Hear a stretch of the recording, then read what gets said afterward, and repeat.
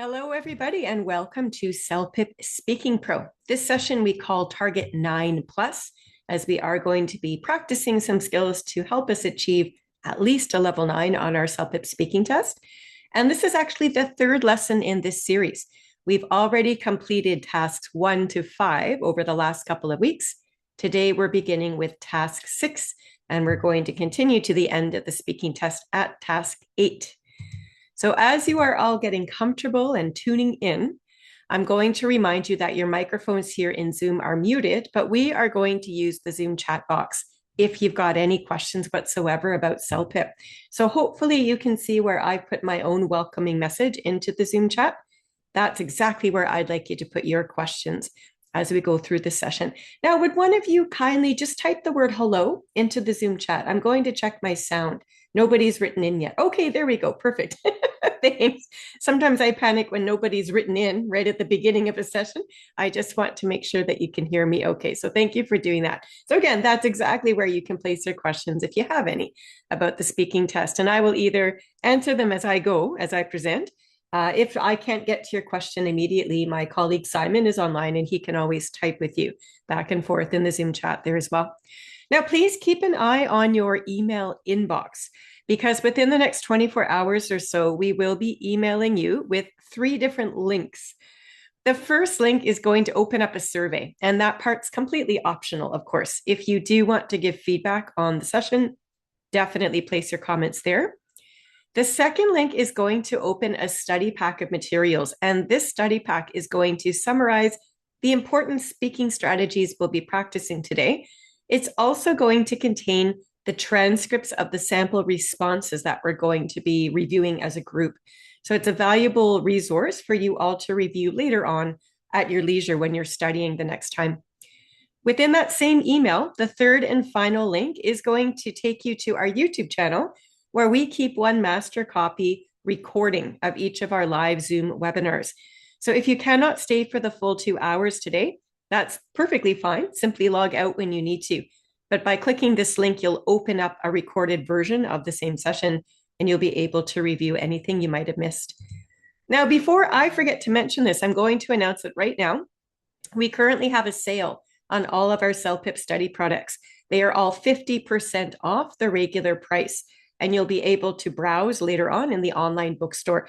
We're going to share a Word document with you towards the end of today's webinar that will contain all the links that you need to click on to navigate your way. But just be aware right now that if you did want to make a purchase, now is a perfect time. You have until Friday, which would be tomorrow, at least my time, at 4:30 Pacific time.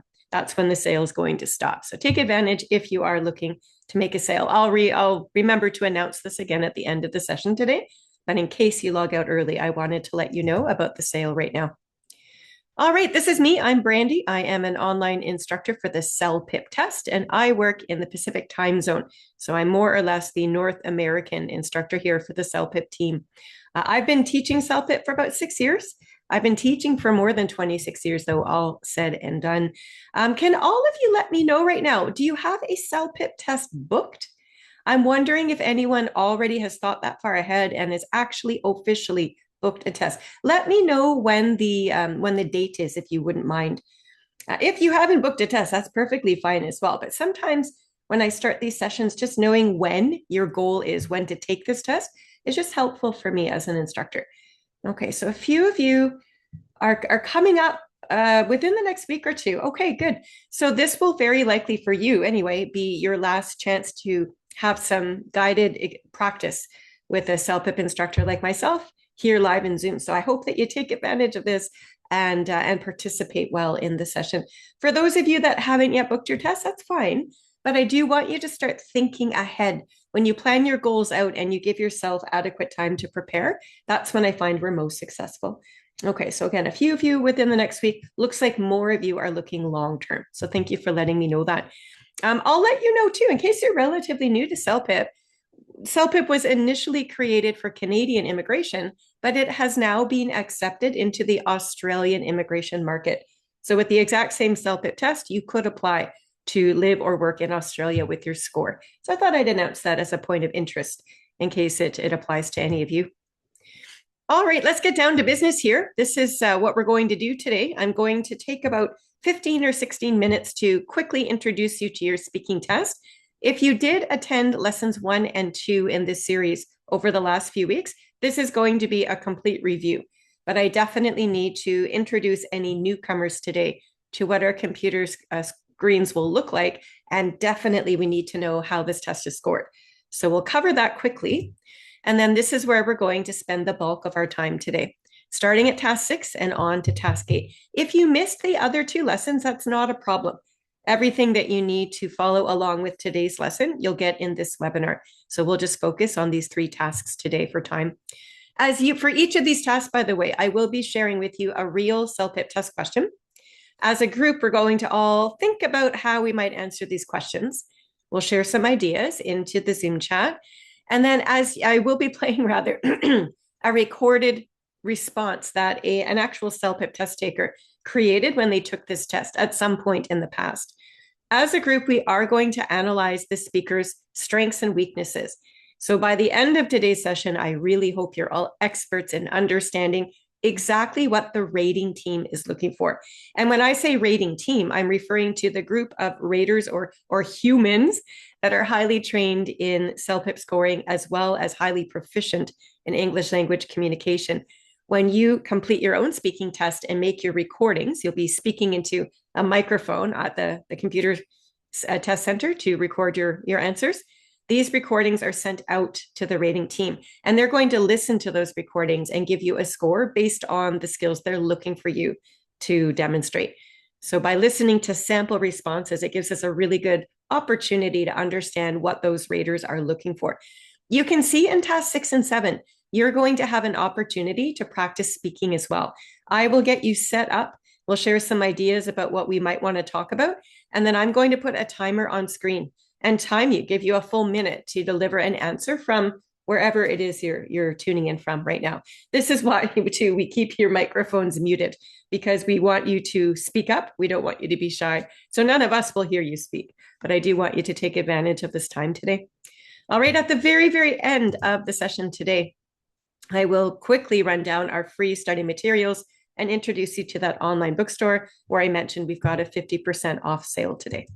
All righty. Here is your speaking overview, we'll call it. You can see all 8 tasks here listed from beginning to end. You'll be completing these tasks in the exact same order during the real test as you see pictured here. So the lessons that we've labeled there on the left-hand side is showing you how we've divided up these tasks for our free live Zoom webinars. We've chunked them into 3 separate lessons to give us ample time to really practice each task. Again, if you missed the previous lessons, you can navigate your way to the YouTube channel and find the links there. Simon has very helpfully put a link into the Zoom chat, but for everybody here, rest assured we'll be giving you a Word document at the end of the session today that will contain all the links you'll ever need to know to navigate to where you need to be. So don't worry if you've missed anything. I want you focused on today's lesson so we can start off fresh. Over on the right-hand side here, you can see the preparation time column, and I want you to notice that you've only got a short 30 seconds usually to read your question through and start thinking of details you might want to include. There are 2 tasks that require, or will give you rather, a full minute, and we will actually be doing one of them today in task 6. And this is simply because there's more to read through on your computer screen. You're given paper and pen, by the way, in the testing room. So if you wanted to write down some ideas as you're thinking, that's more than doable. The speaking time column there to the far right shows you how long your answers will be. And most of your responses, as you can see, will be 1 minute in length. But there are 2 responses. And again, we'll be doing one of them today in task 7 that require just a little bit more from you, a full 90 seconds. So we would want to think of a few extra details to include in order to use our time wisely. Now, when you add up all of those preparation time seconds and the speaking time seconds, you'll note that the entire speaking test is really fast. It's really quick to go by. It only takes about 15 minutes to work your way from task 1 to task 8. And it is the last part of the entire CELPIP test. So that's the good news. When you're done task 8, you're done the whole test and you can leave the testing room at that time. Okay. Let's have a quick look here at what your computer screen would look like. So regardless of which task you're looking at, this one just happens to be a task 2 example, you're always going to see your timers here. And I want you to notice this the moment you begin a new computer screen. So register how long you have to prepare. In this case, it's 30 seconds. You should also notice that you will be speaking for a minute later on, and that will help you plan the appropriate number of details as you're thinking it through. Your question will always be facing you, even when you're speaking into your microphone in front of the computer screen. So read it through in the prep time. My best advice to you is to also develop your ability to skim read quickly. If you can read these questions in about 10 seconds and understand what you're about to talk about, you'll have the remaining 20 seconds to really think about your main reasons and details.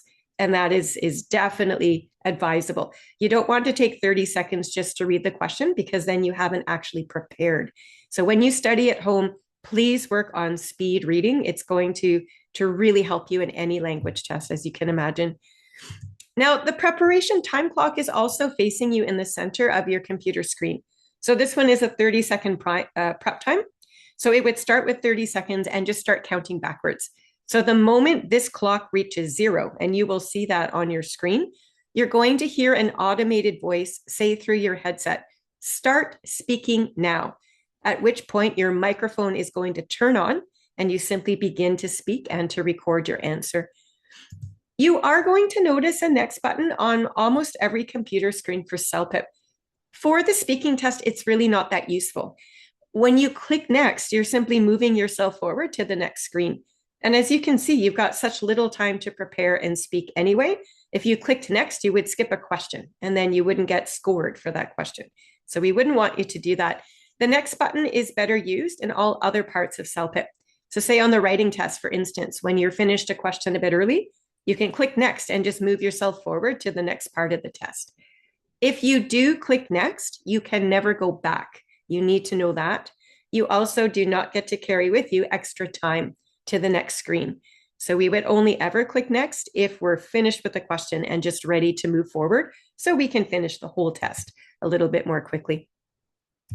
Now, when you're prompted to speak, the moment that automated voice says through the headset, "Start speaking now," you're going to see this now in front of you. You'll notice the word recording. So that tells you the microphone is live, and anything you say aloud is going to be counted as part of your answer. As you speak into the microphone, that little gray bar is going to bounce up and down as it's doing now. And this is reassuring to you that the microphone is correctly picking up your voice. And we want you to speak in a with a comfortable volume. Speak as if you're having a conversation with a friend. You certainly don't need to yell into the mic, but you don't want to whisper or talk too quietly, because then the microphone won't register your voice well.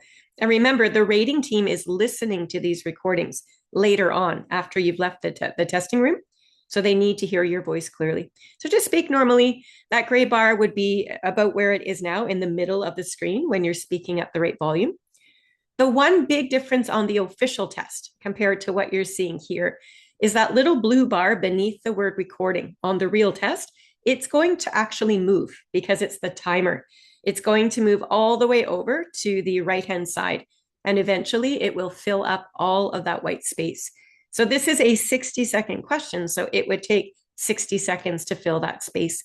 And since you can see this as you're speaking into the mic, you'll know when your time is almost up. And that's important because you'll want to wrap up your last point and offer your conclusion. When the time has finished, the microphone just turns off. So if you're still speaking, you are going to get cut off in the middle of a sentence. So try your very best not to have that happen if you can at all help it. So one word here about the scoring for your speaking test. And we are going to be referencing this particular checklist of skills all the way through today's webinar. I also want you to get your hands on your own copy of this. It's available publicly on the CELPIP website. It is also going to be included in your study pack.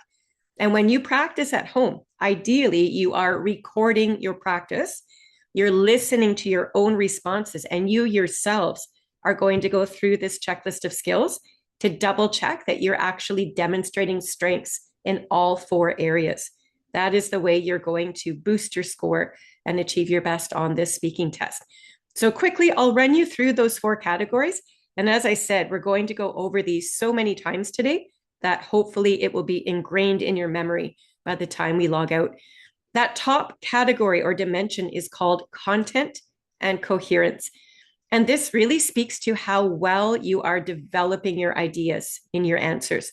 So basically, the more interesting, the more specific, the more well supported all of your ideas are, clearly the higher the quality of your response, and therefore the higher the score in this area too.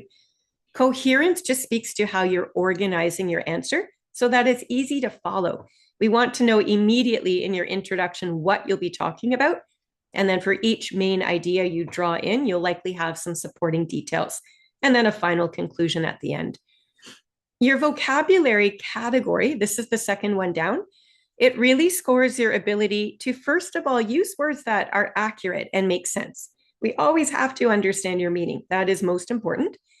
We also want your words to be natural, right? Don't force big, long, complicated words into an answer if they don't make sense. That's actually going to hurt your score. So use accurate word choice, make sure they're natural and they make sense for the situation.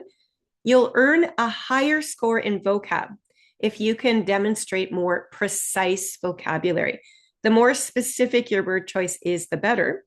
And also the more variety you demonstrate, the better. So try not to just repeat the same word or a couple of words over and over. You'll impress the rating team more if you've got a better variety to showcase. Right below that is listenability. And this really speaks to, first of all, your speech presentation. So pronunciation needs to be clear so we can understand. The volume and the speed also should be comfortable for the listener. So not too fast, not too slow, a good volume so we can hear you clearly, etc. Your grammar and your sentence structure is also going to be evaluated here.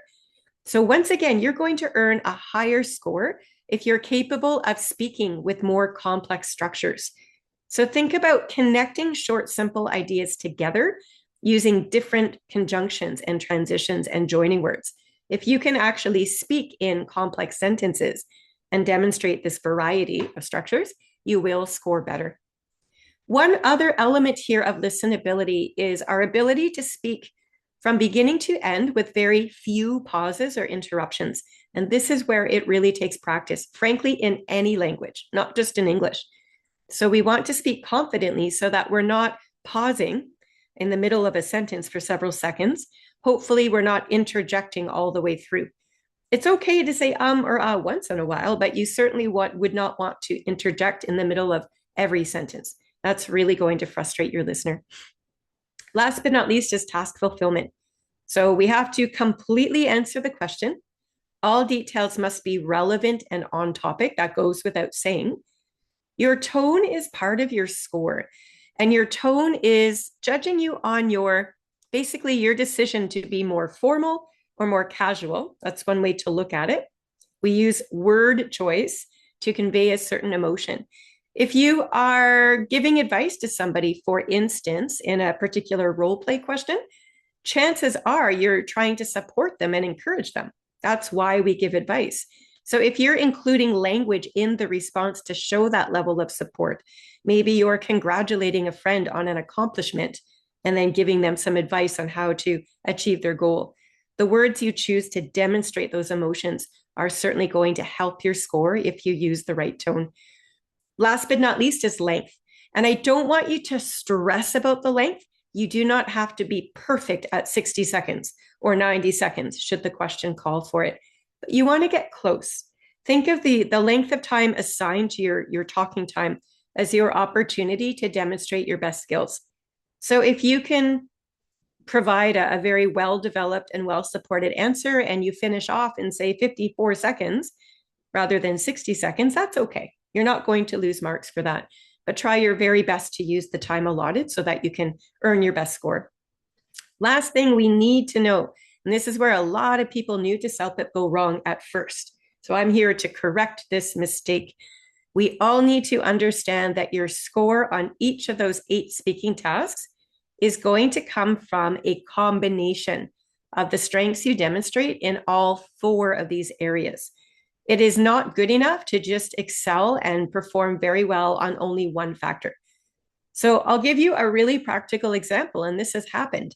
Let's say somebody is taking CELPIP who actually speaks English as their first language.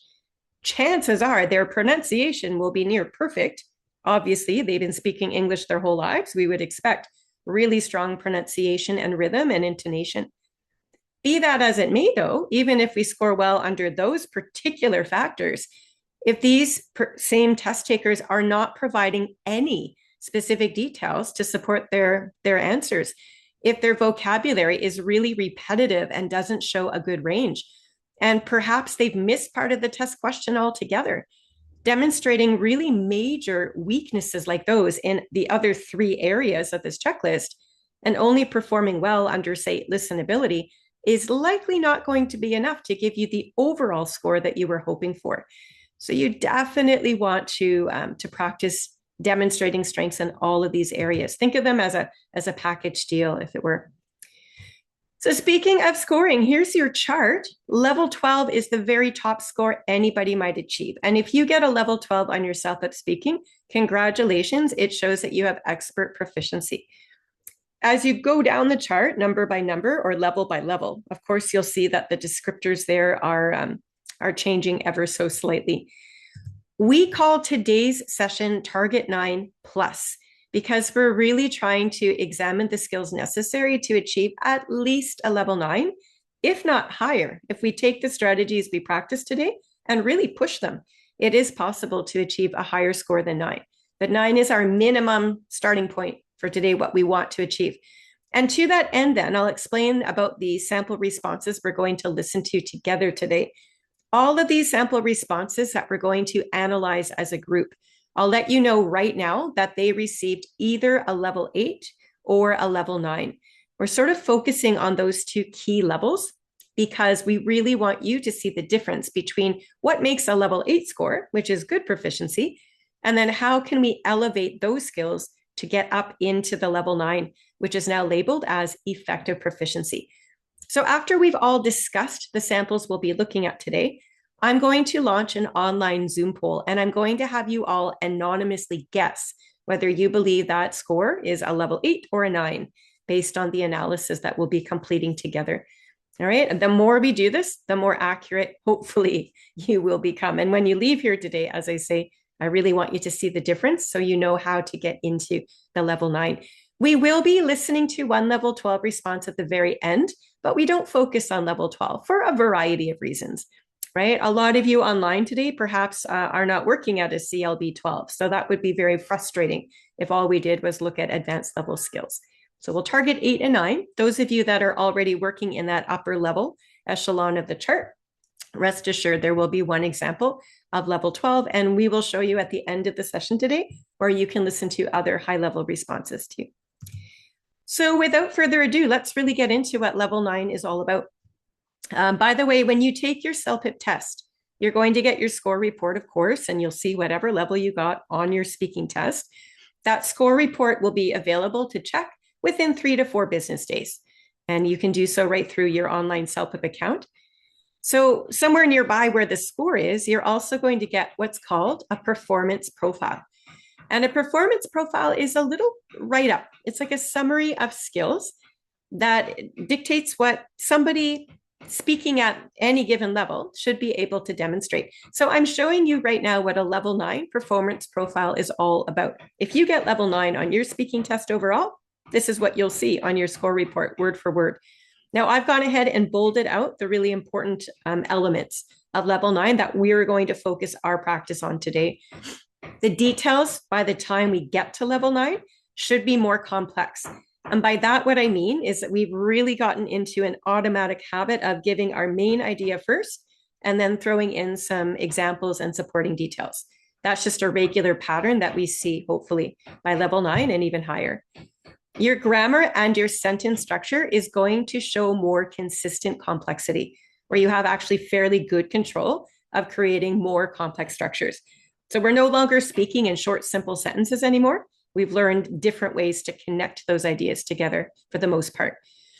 Your vocabulary too by level 9 is going to be a world of difference higher than a level 8. Level 8 speakers still tend to use a lot of very common language, words like something, stuff, thing, person. Those words don't really give us much detail at all. And by the time we get into level 9 and perhaps up to level 12, we've practiced enough that we know the rating team is looking for more precision. So rather than person, we might just say ticket attendant or train conductor or bank teller or whoever it is in the picture that you're trying to talk about. So get yourselves in the habit of trying your very best as you practice to try to use more precise vocab, and that will definitely help all of your performances. There still will be mistakes at level 9, and frankly, even level 12 sometimes has mistakes. No response, I would say, is ever perfect, and that's not our point. We're not trying to be perfect. We're just trying to demonstrate really strong speaking skills. But the mistakes that we see by the time we get to level 9 and higher, up to 12, any mistakes there are not going to affect our ability to understand what the speaker's meaning was. So there might be the odd word choice mistake or a simple sentence here or there or a tiny grammar mistake, but we will always be very aware of what this person was communicating. We can glance over those mistakes. They don't interfere with our ability to understand. Okay, so let's jump right in now to the speaking task 6, which is dealing with a difficult situation. That is actually the name of this part of your speaking test. So here's your question. Note again, when you start, you've got 60 seconds in this case to prepare, and you will be speaking for 60 seconds. So this question is a little bit longer, hence why you have a bit more time. So the question here says, a customer comes into the store where you work. He wants to return a shirt that is ripped. Your coworker will not return the shirt because the customer has worn it. The customer is arguing that the shirt was of poor quality and should not have ripped so easily. Therefore, it should be returned. Okay, can I ask quickly, just for comprehension, who are you in this role play? When you start to talk, you are going to perform a role play. So we need to definitely understand what the background details are all about. So who are we in this role play? Do you want to let us know in the Zoom chat? Who are you if once you start speaking, if this was your question? You need to know this. Yeah, you can see that in the background there, there's a customer and there are 2 coworkers. So I want to be crystal clear. You need to be crystal clear which one you are. So a couple of you are suggesting that you're maybe the store associate or a sales associate, and you'd be absolutely correct. Yeah. So in this situation, you are working in the store. You have a coworker with you and this customer that's really upset about a ripped t-shirt. So hopefully it only takes one reading for you to understand that. You've got 60 seconds to prepare. So if you could read this question in even 15 seconds, that would be the maximum amount of time I would take. And then you need to have a look at the 2 options. So you're going to select only one option to talk about. You will not talk about both. You can't talk about both because these are opposite ideas. If you select the top option, you're going to talk to your coworker that you're working with, and you're going to explain why the t-shirt should be returned. When you role play, if there's no name provided in the question, I want you to make the name up. If you were to choose this option, what would be the name of your coworker? As quickly as you can you throw a name in the Zoom chat? Names are the easiest details to think of, right? So Yaron saying, I would talk to John. Priyanka saying, I would talk to Mark. And yeah, it does not matter what name you choose. In fact, we don't even know from the question if the coworker is a man or woman. So honest to goodness, any name in the whole wide world would work for this question. Okay, so let's use one. The last one I see in the Zoom chat is by Ifede, and he's suggesting Jane. Jane would be the friend or the coworker rather. Okay, so once you begin your role play, you're going to want to more or less summarize the background and make it clear what you're talking about. In this first option, if we select it, we're going to be explaining to Jane why this t-shirt should be returned. So just think about put yourself in the shoes of somebody working in a retail store and imagine what you would say to your coworker. If this were my question, I might just say, hey, Jane, I know that we've got a very angry customer in the store who wants his money back because his t-shirt is ripped, right? And he wants it returned. Even though the customer would like the return, explain why the shirt should, You might just say to your coworker then, I firmly believe that we should give in to this customer's demands and take that t-shirt back. So say something to indicate which of these two options you're going to be supporting.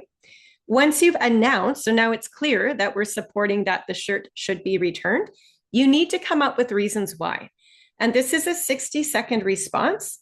I'm going to suggest that your goal is to include 3 different reasons, 3 different details, and a 60-second response is always a good number. Okay, can we very quickly as a group think of at least one reason? If this was a real life situation, what would you say to Jane? Why should we accept that t-shirt back? What's the very first logical thing that happens? If you've worked in retail or customer service, use your own life experience. Surely you've dealt with an angry customer and you've got techniques to soothe them. If not, imagine the situation. Put yourself in the shoes. Somebody here. Okay, so some of you are referencing things like a refund policy. Perfect. Okay, customer satisfaction is another great reason. So there's 2 details right there. Okay, can we squeak out a third? Those are 2 that are obvious. Maybe there's a third one. Okay, qualities come into the Zoom chat. And I think we could probably develop a 60-second response around those 3 details. So this is what I would do. You've got 60 seconds. You've got paper and pen in front of you at the test center. So once you've understood the question and chosen your position, right now we're talking about the top position, you would then just write down a couple of words to remind yourself what your reasons would be. So this for me, I might just go return policy, customer satisfaction, brand quality. In 60 seconds, I'm really hoping that you have time to at least think that far ahead and write down a couple of words. And when you have those words in front of you as you speak, the next step as you practice at home and as you deliver these answers in the testing room is to take those few words you've written down and to extend them into full sentence structure. So if you've got 60 seconds to talk, just do the math for a moment. You could take about 7 or 8 seconds for your introduction, where you're establishing the scene. I would then take roughly 12, 15 seconds, say 15 seconds each for 3 reasons. That takes about 45 seconds to talk about. And then you're leaving yourself with 15 seconds left. And you could divide that time up between your opening and your closing. So this is one way to approach your prep for those of you unsure. Okay, so let's just demonstrate one of them, just for argument's sake. I think the first example that I saw today in the Zoom chat is talking about the return policy.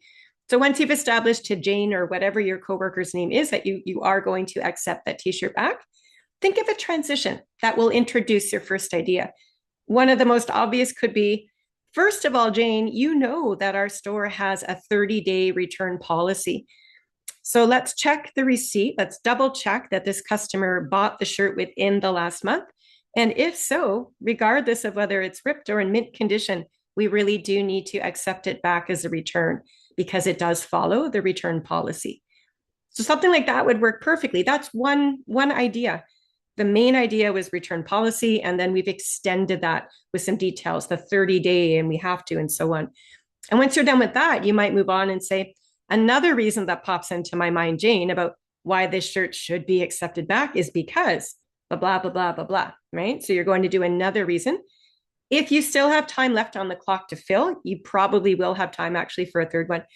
So you might say something like, finally, remember that, boo, boo, boo, boo, boo. And then you go on to your last idea, okay? You want to come up with some sort of a conclusion. Conclusions seem to be hard. Every time I do these sessions, people have a really hard time thinking about how to close off a conversation. Can we do that now? So imagine you've delivered your answer. You've got 3 solid reasons with lots of support as to why we should have this t-shirt returned to us in the store. What would you say to Jane just to finish off your conversation? I want you to think of something specific to the situation. I don't want you to use memorized phrases. Please do not say things like, thank you for your time. That's a completely memorized phrase that could apply to anything.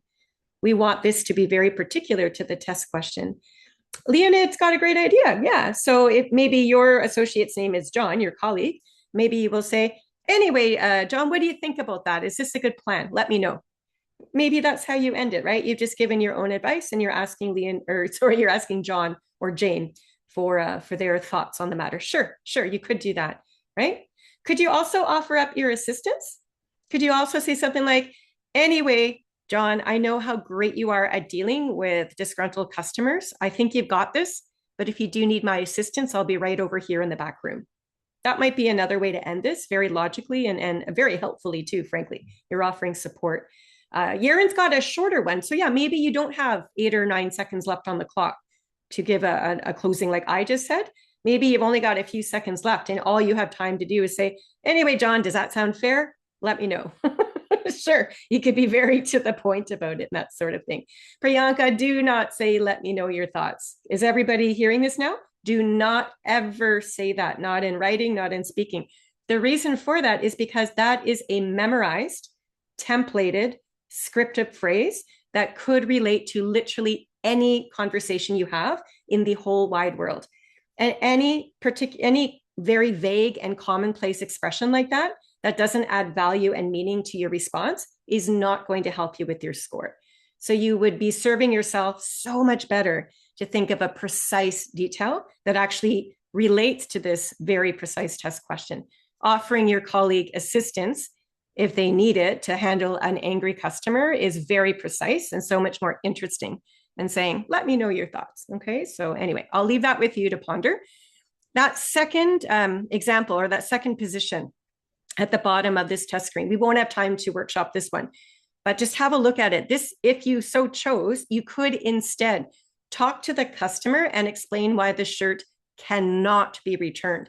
If you choose that one, you're actually going against the customer's wishes. They'll probably be angry with you. This is the harder one, I think, to support because you have to be so careful with your tone. You do not want to include words in your answer that you think will upset the customer. And because tone is part of your score, you have to take that into consideration. Anyway, within 60 seconds, you're going to select one of these two answers. You'll come up with probably 3 reasons, we hope. Write them down on the test paper or the note paper, and then you'll deliver the answer for 60 seconds, talking directly to the person. So with all of this in mind, let's listen to a woman. This is a real CELPIP test taker. She had this exact same question at some point in the past when she took CELPIP. So I'm going to play her response for us. So we'll hear her speaking. On the real test, the rating team will not have a transcript, but I'm going to share with you the transcripts on screen so that you can both listen and also follow along with the words, because all of us are going to look for things like vocabulary word choices, sentence structures, grammar. Is it accurate? What are the details? And I think it's easier to pick those out in discussion today as we see these transcripts. Remember, you will get these transcripts in your study packs, so you can always come back to them later on your own time. So I'll play this through first. I want you to focus especially on this woman's voice. Let's start with that listenability category. And I'm going to be asking you questions about how you feel she performed. Think about factors like pronunciation, intonation, pausing, interjections. We'll start there, and then we'll work our way towards content and vocab. So here's our first response. Let's listen to it now. Hello, Eugene. I just heard that you had an argument with the customer regarding with t-shirts. I think we have to return these t-shirts because as per the customer, she just wore only one times, and it is, I guess it clearly says that it's poor quality. And before the other time, I remember that the same thing happened with another customer, and there was my supervisor, and the supervisor said we can refund the item when it clearly lacks some quality. And I think this brand has some warranty, so we can clearly double check with the manager. But I believe that we have to provide a warranty and provide a return for this customer as based on our previous experience. Thank you.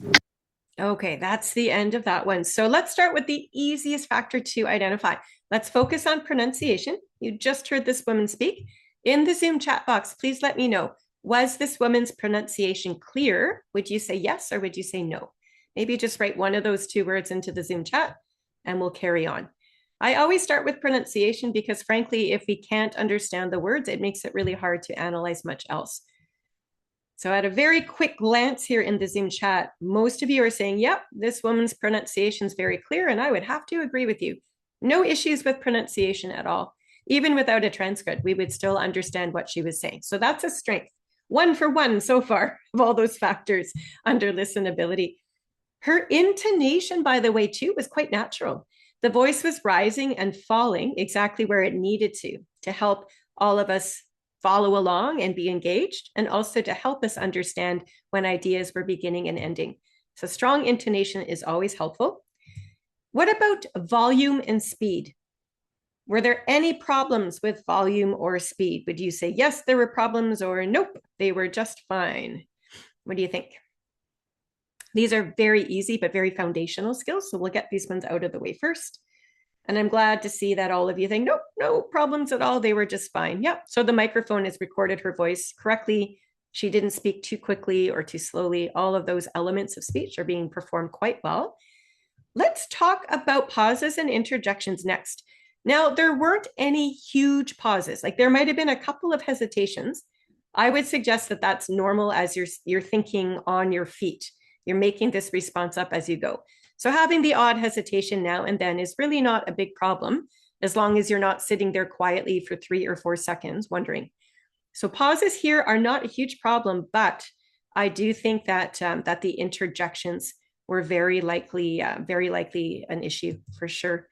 And I'm just going to show you where the interjections occurred within this response. We do include interjections in transcripts. So when you look back at them, you can remember. So there's quite a few interjections, especially more at the beginning of her response when she was starting up. So they interrupt the flow of the piece just a little bit. We try our very best not to interject, of course, if we can help it.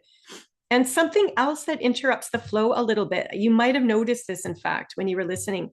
This woman has a tendency to repeat herself. She gets stuck and trips over her words. So saying things like, we can refund the item, and clearly double check with the manager.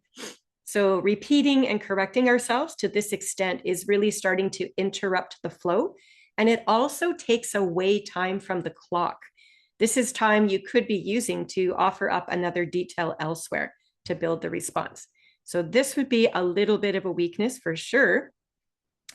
What else can we have a look at here? Let's have a look at sentence structure next, actually. So sentence structure and grammar is part of your listenability assessment, I guess. So there are some attempts, I say attempts, at complex sentence structure. So I've just underlined this rather long sentence for you in green. You'll notice that she's using the word because in the middle of it to join her ideas together. So she has sort of created a complex structure. And I say sort of only because there are several grammatical errors that sometimes bog us down as we're trying to get through the meaning. So I've circled those 3 errors for you. Notice that these mistakes are all the same type of grammar mistake, right? Can you identify the error for us in the Zoom chat? What mistake does this woman continue to make over and over again? So this is clearly something that she needs to relearn. This is not just a one mistake and she's done. This is a consistent pattern, so she doesn't know this structure. A look at those 3 expressions that I've circled for you on screen. Can you identify the common grammatical error that you notice here? Yeah, and Castor has it. Thank you for that, Castor. This is a plural versus singular issue. There's only one t-shirt, so it should be t-shirt, not t-shirts. And one time or once, not one times. So these are small mistakes. We still understand at least the idea. So this is good news. But the issue here is that there are several of these tiny mistakes, and they do tend to add up when we frequently make these errors, even though they're small, and they do distract a little tiny bit from the ideas that we're suggesting. Okay, here's another attempt at a complex sentence structure. I noticed the word before, and that is establishing a complex structure. But I also noticed that when she connects most of her ideas together, she's just relying on that very simple conjunction and. I think and is probably the most overused word in all of English. If we can avoid using and, please avoid using and. If you can learn different connecting words, and there are so many, that will impress the rating team a lot more than relying exclusively on and to connect ideas together. Okay, we'll look at content next. Her position is very clearly stated at the beginning. So she says, clearly, we have to return this t-shirt. Okay, we'll ignore the grammar mistake for now and just look at the content. So we know that she's talking to her colleague and she's named him Eugene and that they have to take this t-shirt back. She does technically have 3 reasons to support why. The first one is the t-shirt's been worn once and therefore it has low quality. Here's her second main idea, that it looks like this has happened before. And I guess the supervisor took it back because the t-shirt rips so easily, sure. And then here's the third reason. There's a warranty. So she wants to check with the manager about the brand warranty. So technically, even though we do have simple sentence structure and lots of little grammatical errors and word choice errors, when you're just looking at the content details, all of these details support her position. They're all logical and relevant and they make sense. And she does make an attempt to support each. So content is fairly well done, but let's get into the vocab. Can you please try to find a couple of words within this transcript that would demonstrate this woman's best vocabulary? So we're looking for words, first of all, that are accurate. They have to make sense, but also that are more interesting and precise. Let's see if you can find a few examples, and then I'm going to underline a whole bunch. I see quite a few actually. So her vocab is decent if you're looking and picking and choosing some words anyway. So Priyanka is suggesting warranty. Yeah, I had that one too in my list. Supervisor works. Yeah, it's very particular to this situation. Notice she didn't just say person. She said supervisor, and that's great. I like the word quality too. The only issue with quality is I know it came from the test instruction screen. So I'm not as impressed by that just because it was in the test instructions, but yeah, it makes sense in this situation. I'll just go ahead if you don't mind for time's sake here. And somebody just said previous experience as I underlined it at the bottom there. So these words in green that you see underlined for you represent more precise and accurate usages of words that she's done so correctly here. All right, so let's get rid of those for a minute. Oh, sorry, these 3, ripped, t-shirt and customer and poor quality. Yeah, they make sense here, but I point them out to you as having been repeated directly from the test instruction screen. So if you sort of take away those 3 words for a minute and look at the words that she is using of her own accord, we still have quite a good variety. So this is good news. It's okay to borrow a few words from your test instructions, but the more you're capable of using your own vocab, the better your score would be, I would suggest. Okay, now, even though these words demonstrate decent vocab, there are many instances here you can see underlined in red that are demonstrating these very vague and very commonplace expressions that really don't offer much value from a content standpoint. So when we say things like I guess and I think, we're coming across as being not very confident at all. So we want to avoid using language like that. And the other time, and the same thing happened. So these expressions are really vague, right? Rather than say before, the other time, you might just say, in fact, just last month, another customer brought in their ripped t-shirt. That would be a much better or more precise way of suggesting the other time the same thing happened. Can you see the difference between them? So remember, we're trying to figure out, is this a level 8 or is this a level 9? And the more precision we demonstrate, the higher the score is going to be. Apart from just common and vague language, I also noticed that we have quite a few what we'll call syntax errors.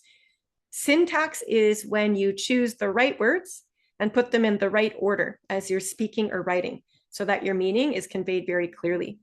And even though these expressions, I think we always understand what she's trying to say, like when she says, as per the customer, or she wore only 1 times, and so on. We know what she's getting at, but the actual word choice is not 100% correct or accurate. It's a little bit awkwardly constructed. So a little bit more revision and work on syntax and vocab would be necessary to elevate her score and her performance overall, right? Rather than as per the customer, we might just say, because according to the customer, the t-shirt was worn only once. And since it ripped, it is clearly low in quality. So we're just sort of tweaking the word choice and the order that we're placing them in is all. We're almost there, just a bit more work necessary.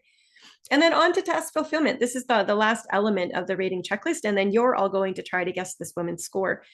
What this particular test taker did very well is she did pick a name for the colleague, which I think is ideal. It just adds a bit of personal touch to the response, which adds interest. So always have a name if the test doesn't give you one. So hello, Eugene. She summarizes the situation. We know that Eugene's had this argument with the customer about the ripped t-shirt.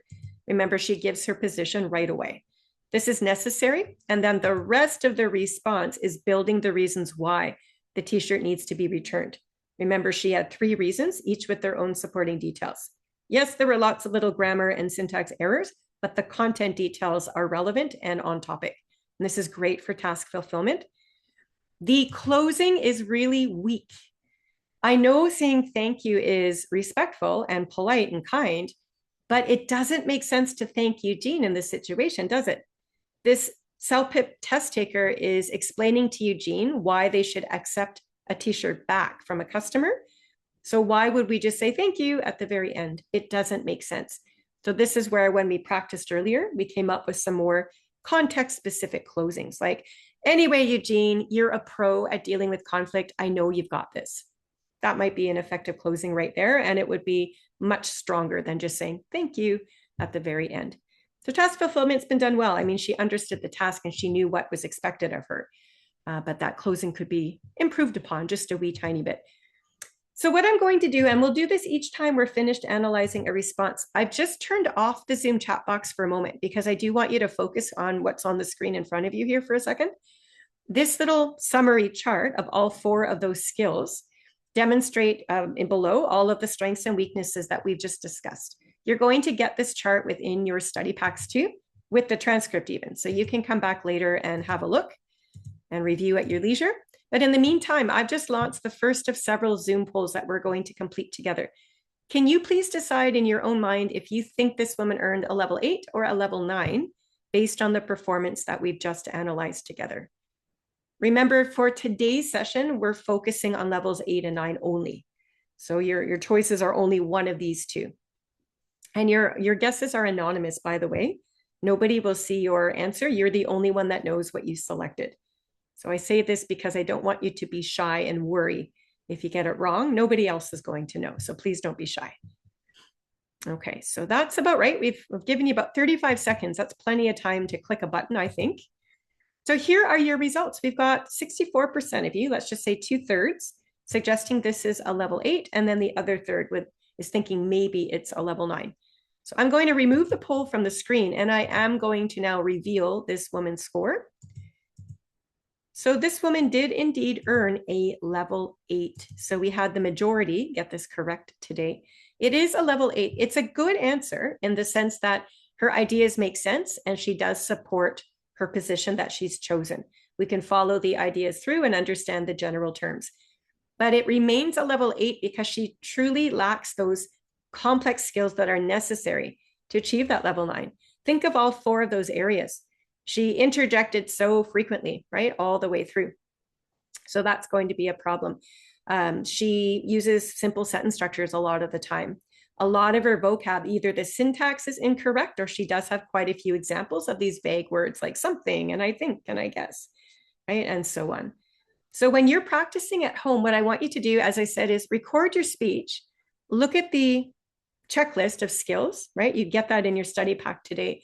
Go through it yourself, and whatever you're performing the weakest on, that's what I want you to focus your study time on. For some of us, it might be vocabulary development. For others, it might just be thinking of supporting details to make the response more interesting. So you all need to do a little bit of your own self-assessment to come to terms with what's holding you back. And then by putting the study time into that particular area, it's going to help draw the score level up overall. Yeah. Naiha, I don't quite understand your question, but there are no transcripts on the official test, if that's what you mean. So the rating team that is scoring you has just the recordings. So they're going to listen to the recording as many times as they need to, frankly, and give you a score based on that. I think that's what you meant there. Yeah. Okay. You're going to do some practice now, and I sincerely hope you take advantage of this opportunity. So maybe get your cell phone ready right now. I assume you're either on your phone now or it's in your hand or nearby. Most of us have it always with us. So get it set up and to hit record in a second. As I said, recording your own responses and listening to them allows you the opportunity to assess how your own performance is going. So I'm going to advance to the next screen. I'm simply going to start a timer. I'm going to give you 1 minute to read this question all by yourself. And then after the prep time is finished, I'm going to announce it out loud and set my second timer.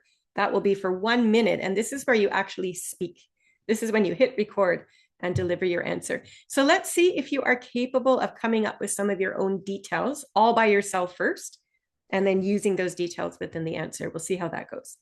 So here's a question. You'll notice the prep time clock in the top right corner, and it starts right now. Pick your position.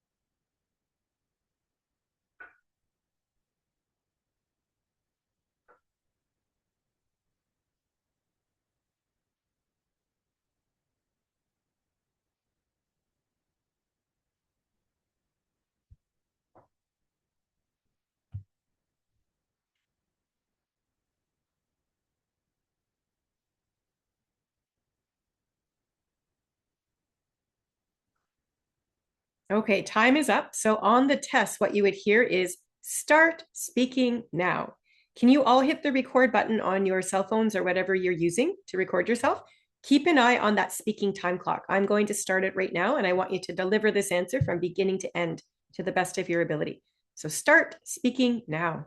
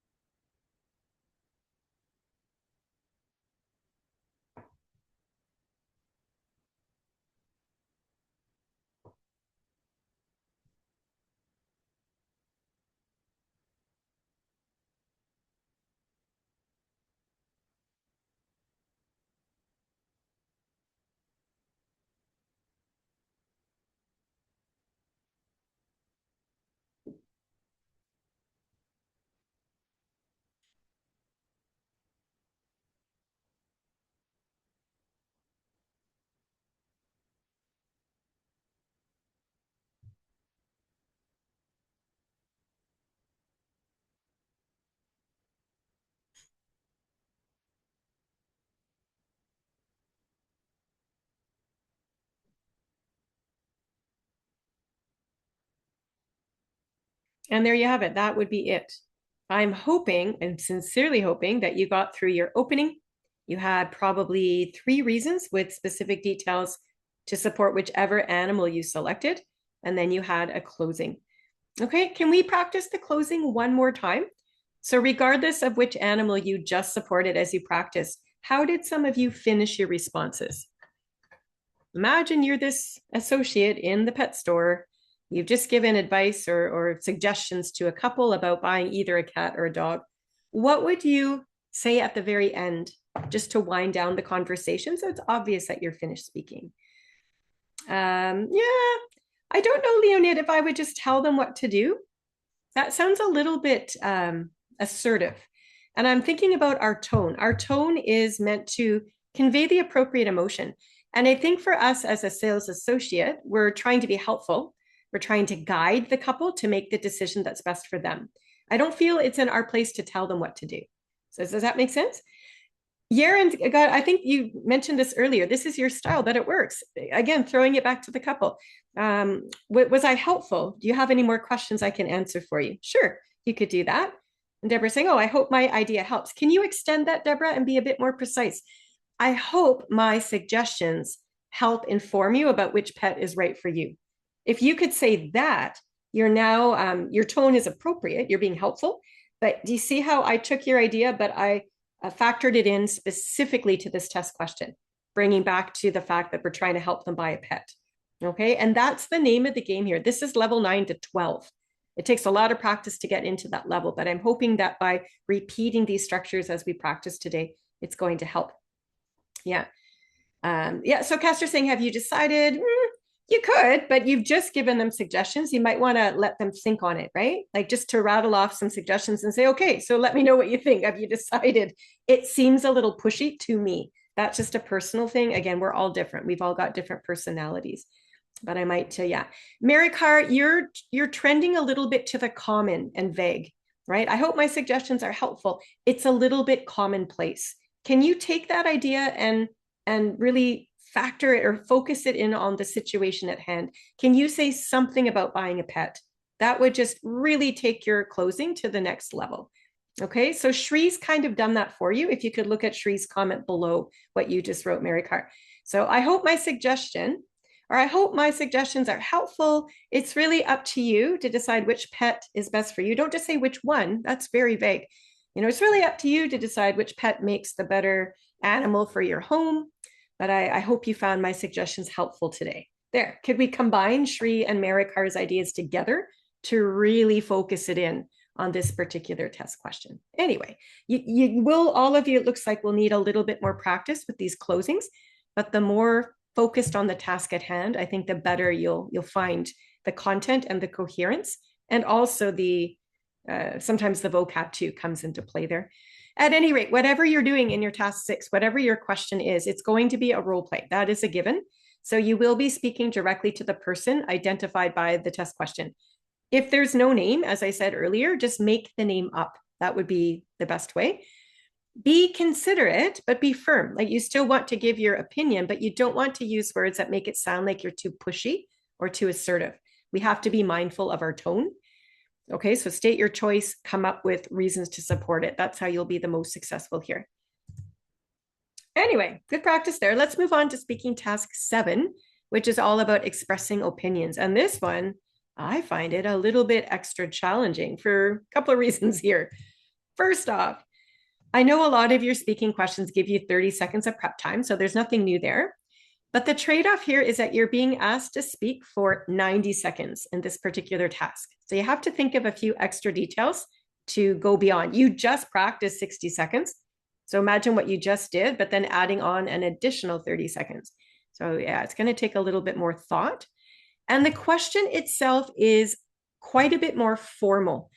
The question's always going to be a yes or no situation, as you can see here. Do you think that governments should limit how much money company bosses make? So you've got 30 seconds. You're going to very quickly in your own mind decide you're answering yes or no. That's the easy part. And I want you to make up your mind in about 10 seconds. That would leave you with 20 seconds remaining to start thinking of your reasons. And to fill 90 seconds, most of us would want 3 reasons. 3 reasons with supporting details for each will help to fill that time. You can get by with 2 reasons. You could, but you would have to have quite a few supporting details and examples for each. So you decide which strategy suits you better. All right. So before we think of our own ideas to answer this, what I'm going to do is I'll play for you the actual man's response who answered this question for us. We will analyze his response and determine the score. After we've had a chance to review his performance, all of us together are going to go back through this man's answer and look at ways that we could improve it even more. So we will have an opportunity to think of our own ideas and apply them as we get to that. So here's the transcript. Remember that the rating team doesn't have a transcript, but we will use them as we study together today. So let's listen to this man's response. As we did before, we'll analyze those 4 categories and take it from there. So here he goes. This is a very difficult question. I do think that governments should limit how much money company bosses make for at least 2 main reasons. The first one is ethical. If you provide bosses no limit in their earning, this will raise significant social disparities and will create more friction among the society. However, the limit that the government should put on the earning is not easy to determine. Competition, willingness to improve our position and career is often moved by money and earning and salary. Why someone should aim for a higher and more responsible job with more difficulties, more duties, when the money is not so significant and someone else has a limit. The governments will have to find solution to promote this cutting salaries, maintaining a significant benefit for the bosses. Okay, so that's that. This man, I'm just going to cut to the chase and say this man's pronunciation was just fine, as to were his intonation and his volume and speed. So those basic elements of the listenability category have been demonstrated quite well. If you look closely at the transcript here, you'll notice that there were a few interjections, but only a few. He didn't interject. He didn't say and frequently and to interrupt the flow. So everything ran fairly smoothly with just a few of those interjections. There was, I would consider, a bigger weakness that did interrupt the flow of the response to a degree. Can you identify it? It wasn't interjections, but what maybe interrupted the rhythm a little tiny bit here?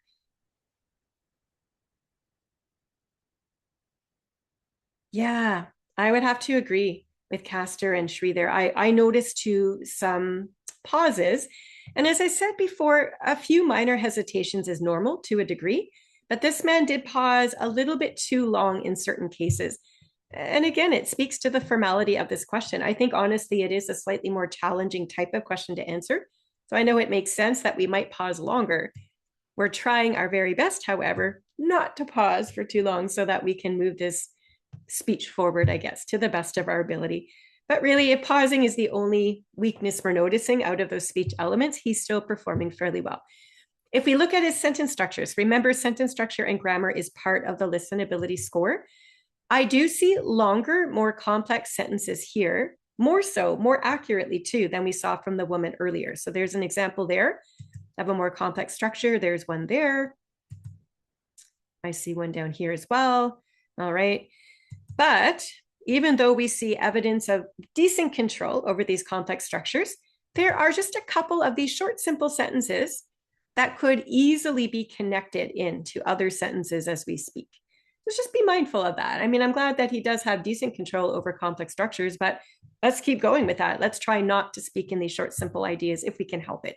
It'll elevate our score better and our sophistication if we can always connect ideas together when it makes sense to do so. But from a content standpoint now, let's get right into that because there is a problem with the content details, a very serious problem.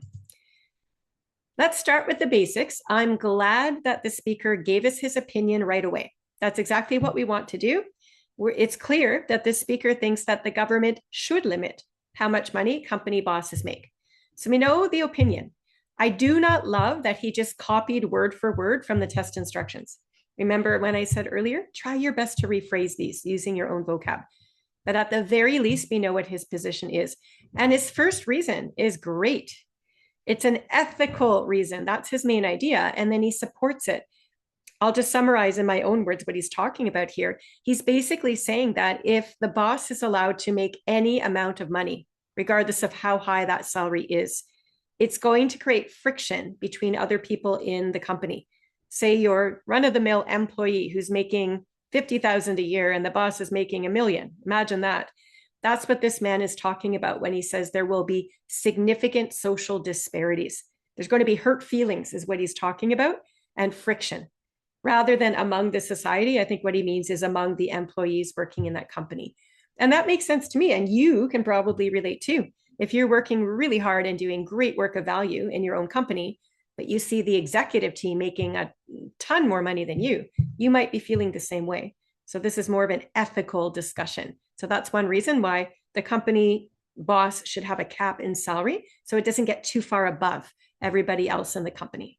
To keep it fair, I guess is what he's saying. Okay, so great idea. I can understand his position. It makes sense to me. Here's where he goes completely wrong though. And I want you to look at the choice of connection. This is called a conjunctive adverb, that word, however. When you hear the word however, think of it this way from a grammatical standpoint. When you use the word however, are you going to be adding an idea next that is the same as what you've been talking about? Or are you going to use an idea next that is the opposite to what you've just been talking about?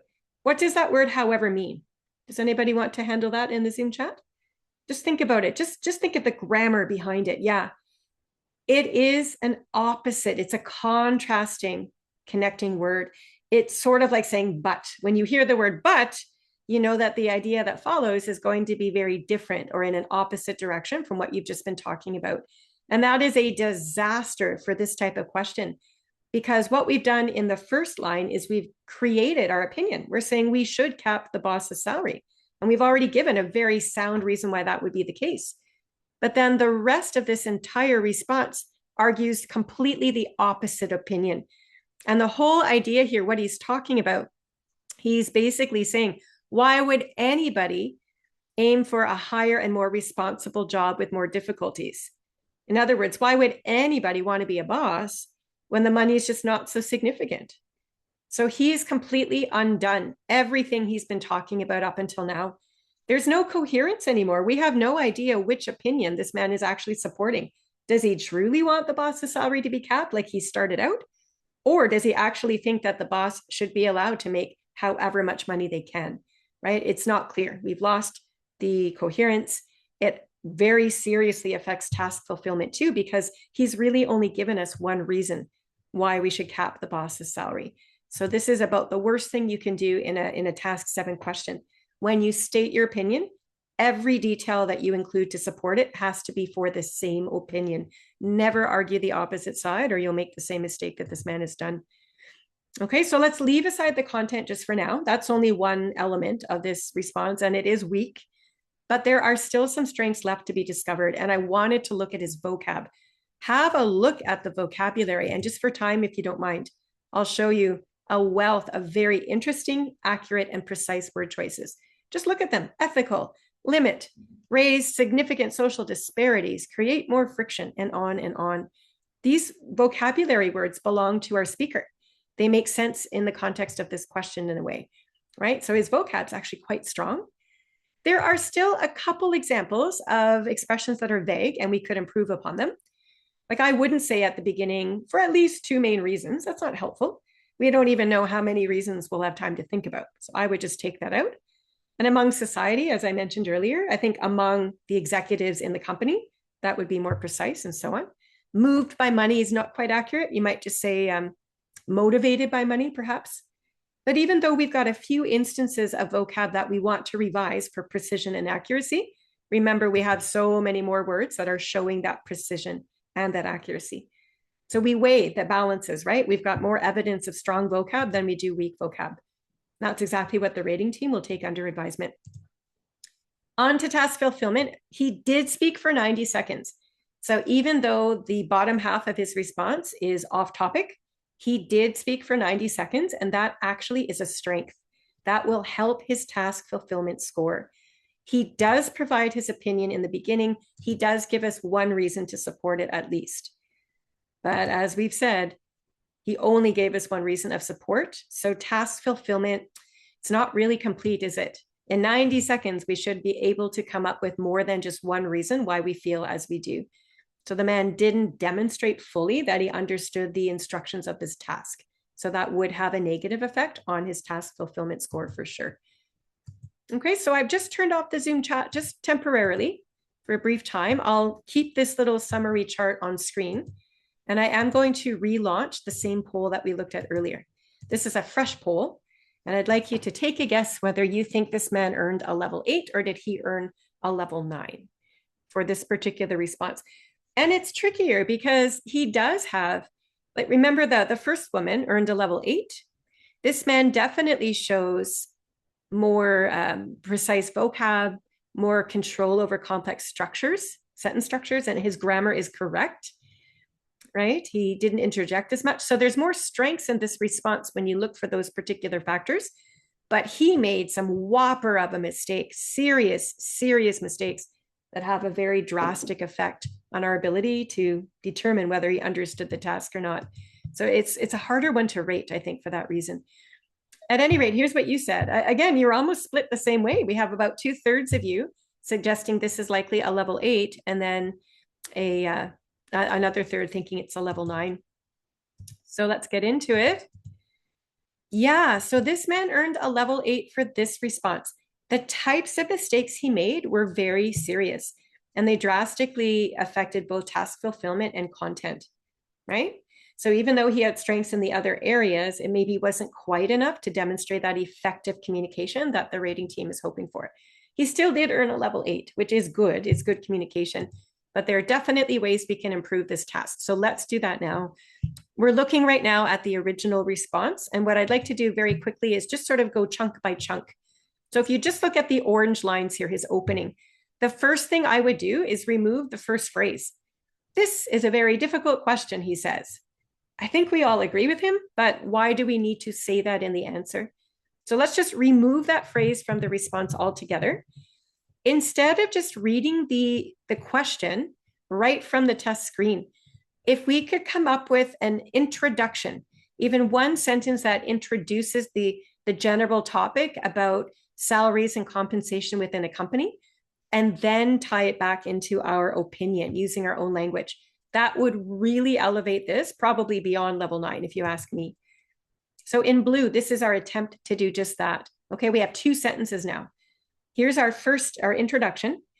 We've said the top executives in some of the biggest companies in the world can make millions of dollars while many workers struggle just to make enough to pay the bills. Okay, that's just the opening.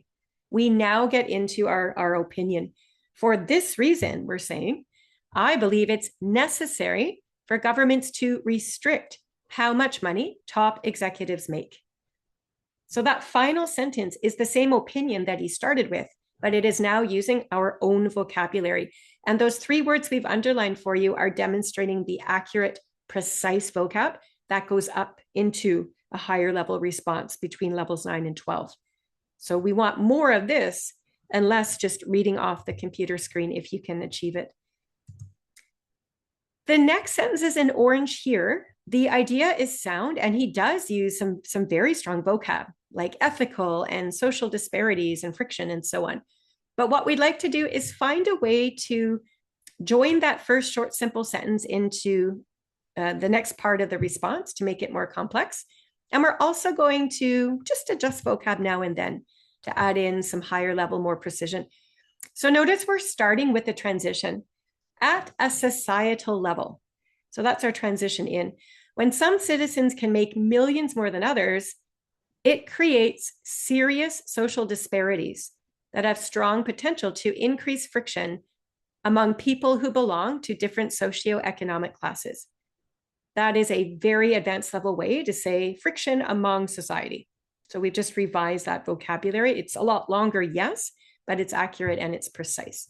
This goes well above a level 9 even as well. We're looking at advanced now. That last sentence as well, we'd added in. It's a complex sentence, but it sort of brings a natural conclusion to that one point. If salaries are closer, there can be more harmony, less stress and anxiety, and hopefully less crime. Okay, so a little bit of a personal touch there to that response part. That whole remaining section, all in orange, is the response that goes off topic. So we have to remove it. So I'm pointing right after we finished with our first idea there in blue. We have to come up with another reason to explain why the boss's salary should be capped. This is tough, but does anybody have an idea that comes to mind? We've just talked about trying to create more harmony among the executives in a company by bridging the gap between salaries. That's where we've left off. What ideas come to your mind as another reason why it would be a great idea to just limit the amount of money that one boss could make? Do you have any ideas before I show you our idea?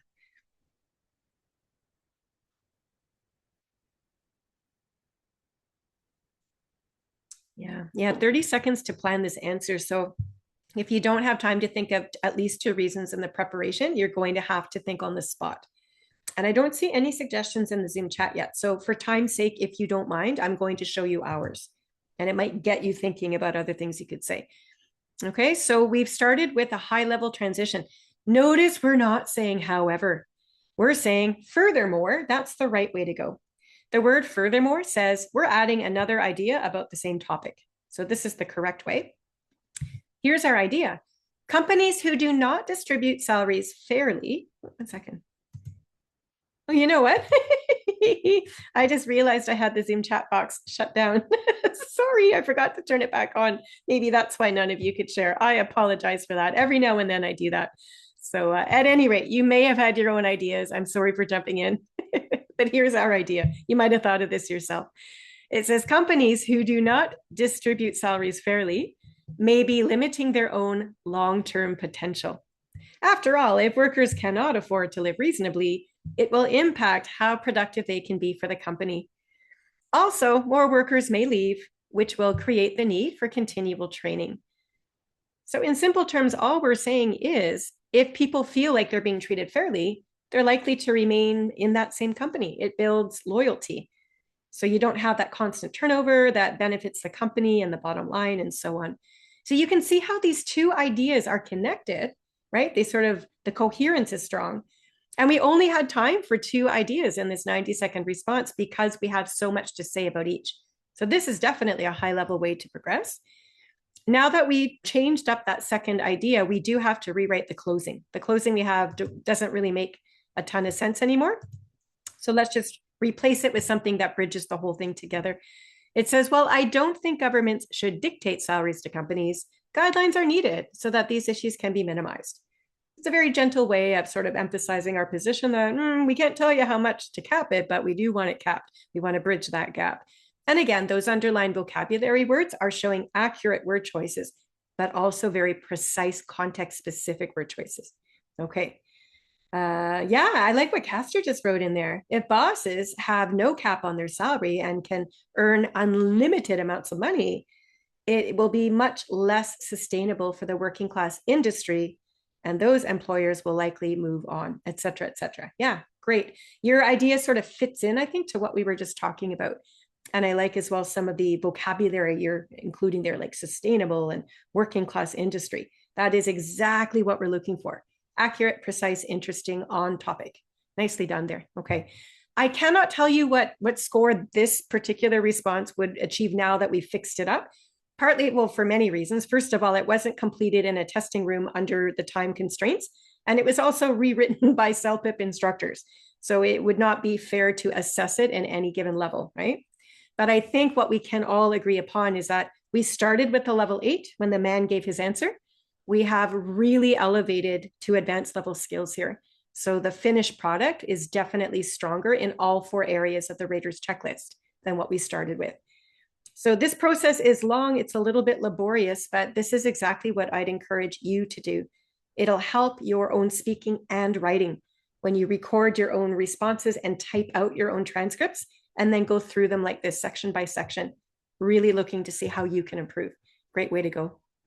Anyway, you're going to have another chance to practice. This will be your final practice, at least in session today, as we go through this question. So when I get to the next question, once again, I'm not even going to read it over with you. I'm just going to set immediately a 30-second prep time clock. You'll have that length of time to read your question and start planning out your answer. You know, is it a yes or no answer? And then what are your reasons? When 30 seconds is done, I'll announce that out loud. You'll hit record, I hope, on your cell phone. You'll speak into the mic there for a minute and a half. We'll see how it goes. When you're done recording, by the way, I'm going to play for you an actual test taker's answer who answers the same question you're about to practice. So if you're stuck for ideas, you will get ideas as you listen to the other woman's response. Anyway, here's your question. The prep time clock is now on the bottom there, and your 30 seconds of prep time starts right now.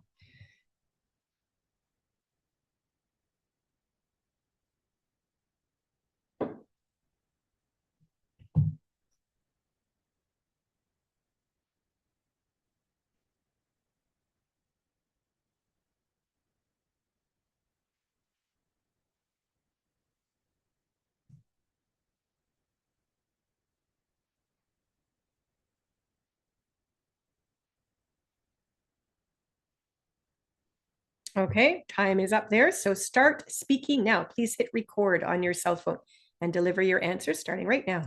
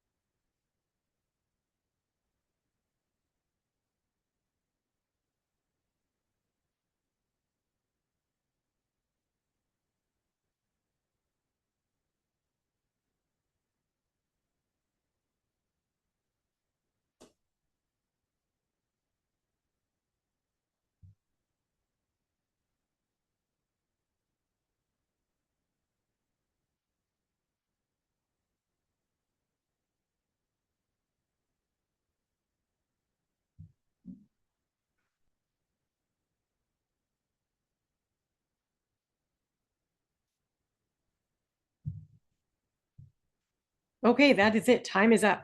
So that's 90 seconds, right? It's a very different pacing level compared to the 60-second practice that you did with us earlier. So you had to think of more reasons, I guess, or more details to fill that time. So what I'd like us to do next year is we're going to listen to a woman answer this same question. Should we be required to, excuse me, to learn a second language? Let's take a listen and see how we do. Yes, I think it's very beneficial for high school students to be required to learn a second language, especially here in Canada to learn French. I've seen it in the workplace. It's very beneficial for workers to have a second language, especially French, because first thing, more compensation if you're bilingual, French bilingual. Right, that's first thing for me, and of course it opens up a whole new like field of work where you, if you're not bilingual or you don't have a second language, you will never be able to enter. So that opens up like different opportunities. Also, not even in just not opportunities in Canada. You also have the option of to work for the federal government, which is very good as well. And also, if you have plans of going abroad, going out of the country to work or to study, it's very beneficial if you know, at least understand a little bit the second language, right? Not some, of course, if you're going to be working and you're going to be using a second language, it's very beneficial if you're fluent in it. But some people, if you're just like visiting other countries, going on vacations, it's beneficial if you at least learn the basics or know the basics. All right. Pronunciation, intonation, rhythm, all of these elements of speech are done quite well. I think we can agree. There were some interjections, but they're not problematic. They're not the type that happen all the way through and really distract us. So far, so good. There is one little, what we'll call a self-correction, and I just wanted to show you where that is. And this is not going to be penalized for the score as it happens just once, but sometimes as we're speaking on the spot, as we're doing here, we begin to say something and we realize that it's not exactly what we meant to say. Maybe we catch a mistake that we've made. This is exactly how I want you to fix it. So this woman started speaking and she said something like, not even in Cap. And then she paused for a moment and just kept going in the right direction. Just not opportunities in Canada. I think it was that word opportunity she forgot to say. So if you make a mistake, pause for a split second and then just keep talking by correcting your mistake and move on. Never draw attention to the mistake and you'll be just fine. All right. Now, if you do this once, maybe twice, it's really not a big deal. But you can imagine if you start correcting yourself all the way through, then yes, it will definitely interrupt the flow and cause problems for the score. So I wouldn't say that this penalizes her score, but it is just one little self-correction that we can notice there. Now, all of her grammar is correct. We do once again see some sentence structures that are more complex, and I'll just very quickly take you through them. Okay, so this is what we're looking for, more consistent control over complex structures. But we also might have noticed that quite a few of these sentences, again, are fairly short and simple. She does tend to rely very heavily on those very basic connecting words like and also. So I'm glad the grammar is correct. I'm glad she is starting to emerge with these complex structures. She has a little bit more work to go, I think, as far as really pushing her sentence structure ability. She knows how to do it. She just needs to do it a little bit more consistently, I would say. That's all. Okay, let's get into the content now. And I think, Leonid, your answer might just be, your question might just be answered as we go. This woman does identify her opinion right away, which is what we want to do. Again, she read right off the computer screen, which is not ideal, but at the very least, we know what her opinion is. What she does very cleverly, I have to say, is she creates a framework for this answer. She's basing her experience on her own life. And Leonid, you now have the answer to your question. This woman clearly speaks, I guess, French and English. She's speaking to us in English, but she's saying in Canada to learn French. And she even draws in her first reason to say why high school students should be required to learn a second language. She says they'll make more money if they're bilingual. So the fancy vocab here is compensation and bilingual. But then she reminds us, French bilingual, that's her situation. So all these reasons of support she throws out to us are not just applicable in general terms. She's really anchoring it back to her own life experience. And this is ideal. It really adds a focused approach. Her second reason for how it's helpful to have a second language for these students would be because they have more opportunities for work. And even her expression is quite natural. It opens up a whole new field of work. She once again connects that back to living in Canada and speaking English and French. You notice at the bottom where I've underlined for you, she says, for example, you have an option to work for the federal government. And this is clever because she's right. In Canada, the two official languages are English and French. So if you were French bilingual, speaking those two languages, you could work for the federal government. So that's a perfect example, very precise one of a type of field that you might enter if you did have that additional language. So well done so far. Her third reason is here. So if these students do tend to go abroad, and she defines that as leaving the country to work or study, she says it's beneficial if you at least understand an additional language. So I think we'd all agree with that. But where she falls short is she doesn't actually give us a practical example of how that would be beneficial. So just think about a moment when you went to another country, whether it was to work, to study, for vacation. Think of a very precise way that maybe you used an additional language to communicate. How would it help you there? Do any ideas come to your mind? I could list you about 5 off the top of my head. I travel a lot for fun, as I'm a very curious and adventurous person. Every year I take a big trip to a new country, and I do make an effort to learn at least the basics of the language spoken there, because it can help us, as Devendra says, to understand the culture better. Yep. What other ideas come to mind? Be very practical. What are some actions that you would take when you land in a new country where they speak an additional language? What actions might you take when you get there? And I'll give you a very practical example. I love to eat. I think we all do. If I'm in a restaurant, I could actually understand a lot of the menu items and probably communicate better to the server what I would like to order if I understood that language. So there's one very practical example of how it's beneficial to have that additional language. Okay, hailing a taxi cab, Leonid is saying, that's great. I love it. Communicating with the locals, sure, but can you see how general that is? When you say communicate with the locals, that could mean anything. But when you say ask for directions or hail a taxi cab, those are examples of communicating with the locals, but in a very precise way. So I'm going to give the gold star to Leonid here in the Zoom chat. That idea is the best of the ones that have been suggested. Shri and Devendra, you're not wrong, but your ideas, can you see what I mean? They're just more general. And my job here as your instructor today is to push you to get really precise and to get very specific as you think. Again, my example of ordering food off of a menu in a restaurant, that's another example of communicating with the locals, right? But I'm being very precise about it. So any one of those ideas would fit here. Just one, you probably won't have time for more than one example, but throwing that in here is just going to give a better, well-rounded answer overall. When you look at the vocab, my goodness, does she ever have a lot of expressions she knows how to use well. And they're all very precise and related to this question, right? Workplace, compensation, French bilingual, opens up a whole new field of work, and on and on and on. These two expressions here that I've just circled for you, opens up a whole new field of work and learn the basics. These are more casual expressions, but they fit with the tone of this piece. She is giving a formal opinion, but she's also demonstrating to the rating team that she knows these other expressions she could use rather than just focus on sort of one word vocabulary choices at a time. So if you can do this in your answer, you're also demonstrating these higher level skills that we generally see between levels 9 to 12. Even though these examples on screen in green are really strong vocabulary examples, I noticed one word that she repeats far too often. Did any of you notice what word she just repeats over and over and over again? I counted 5 times. Maybe I missed one or two, but yeah. Yeah, I noticed it too. Did you see it? Beneficial. So in case you missed it, I've just underlined it for you. The word beneficial comes from the test instructions, first of all. So it's not even technically her own vocab word. And it's okay to use it once or twice, I would argue, but to use it 5 times seems a little bit overdone. So just off the top of my head, I think there are many ways we could express the same idea.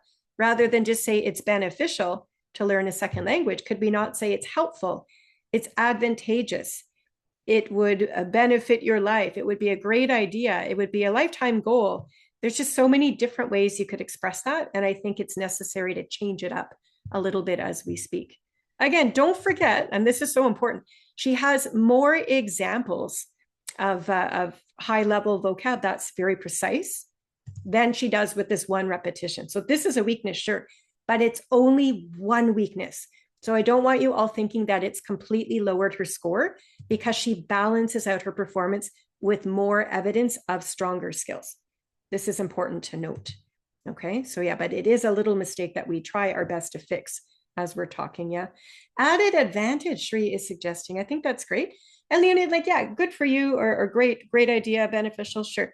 Yeah, good for you. Maybe throw it in once, but try to use higher level vocab than after that. I think one of my examples was like that too, though, wasn't it? It'll be a good idea. Yeah, maybe one of those is fine, and then really try to get back on the precise train, like added advantage. I like that better.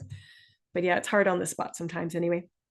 Okay, task fulfillment. She does answer the question. Clearly, she's understood the task, because she gives 3 reasons to support her opinion that yes, high school students definitely would be benefited greatly if they could learn that additional language. Her tone also is very appropriate, speaking for that full time. Okay, I'm going to turn off the Zoom chat box, and I promise I'll remember to turn it back on this time. But I do have the summary chart in front of you of all those strengths and weaknesses we were just discussing, and I'm going to put a fresh poll online here. What do we think about this one? I think so far our rating's been pretty strong. We've always been in the majority of getting it right, but what did this woman earn, do you think? Is it an 8? Is it a 9? How did she do? Okay, I'll give you about 10 more seconds. Make your vote count. All right, we have a really strong showing here and a definite winner, a clear majority. So here is your result. So this time, 84% of you are going with the level 9. And you know what? 84% rather, are absolutely correct. So level 9 is indeed the score that this woman earned. And I do point out to you there were some weaknesses that we would fix if we could workshop it together again. But even though there are still a few little errors or weaknesses, there are just so many more examples of strengths. And not only that, the exact strengths that this woman demonstrated are exactly the skills the rating team is looking for, right? When you go through those 4 elements. So this is a really great mindset to develop as you're approaching your scoring. It's going to help you to achieve the score you want when you know exactly what the team wants from you, and then which skills you'll focus on to demonstrate well. Anyway, task 7, it is a yes-no type question that you'll be faced with. You've got 30 seconds to read it through. So very, very quickly, maybe 10 seconds in, decide if you're answering yes or no. And that will give you a very short 20 seconds left to start thinking about reasons to support your opinion. If you've got lots to say about each reason, maybe 2 will do it. But I think for a 90-second response, most of us would want 3 reasons, which is exactly what this woman just demonstrated for us. For each of those reasons, give examples. Our speaker we just listened to did that well for her first 2, but it was that last one where she didn't give any practical examples. So that would have been improved a wee bit. Okay, and giving examples is going to help you fill 90 seconds of talking time. So it's a win-win as far as I'm concerned. And, using transitions is always helpful, no matter what you're talking about.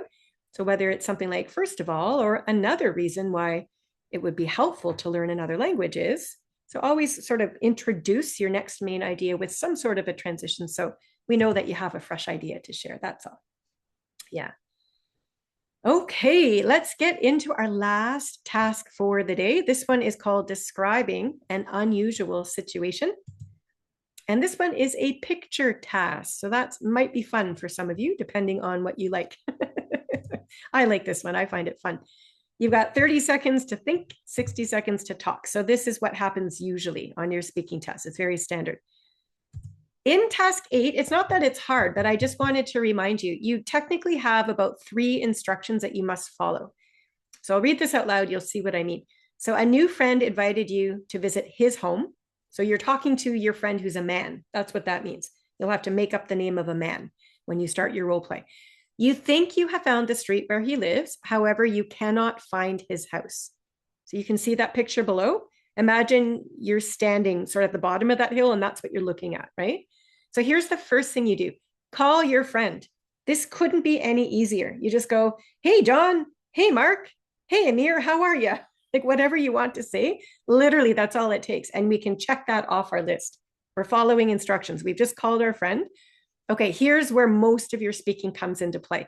Explain in detail where you are standing. So this involves looking at that picture and speaking aloud to orient your friend to where you are. At the end, or maybe even in the beginning, it's up to you, but at some point in the answer, you have to ask your friend how to find his house. So don't forget to ask for directions at some point. So if you do those 3 things, you're going to get full marks for task fulfillment. You're following all those instructions clearly. So here's how I think I would go about my prep time. You've got 30 seconds. You will not have time to talk about every single object in this picture. So what I would do is get really choosy. I like to start any role play, especially something like this. I have to explain where I am standing and ask for directions. So if this was my answer, I would definitely start with an overview. So I might just say something like, hey, Jason, I can't wait to see you, but I'm a little lost and wondering if you could help me find your house. There, I've just done 2 of the 3 instructions right off the top. I might just say, I'm currently standing at the bottom of this big winding road that's going into a forest at the top of a hill. All right, so again, in my prep time, I'm just sort of sequencing what I'm going to talk about. So I would give an instruction there. I might, since I just mentioned the road, why not draw this in? We call them speed bumps in Canada. You might call them speed breakers. But I might just say, I noticed that there are several yellow speed bumps paced evenly along the road as it extends into the background. There, so I'm really looking at my sentence structure, my vocab choice. I'm painting the picture, I'm role playing. Lots of wonderful skills here happening. At some point, pretty soon, I think you'd have to describe the houses, right? This is the main part of the entire response. So you absolutely have to talk about the house. Yeah, this is a blue house, but that's very common language. How would you describe this type of house to make it a little bit more precise and interesting and helpful for your friend, whatever his name is? What type of a house are we looking at? Does anyone have a suggestion?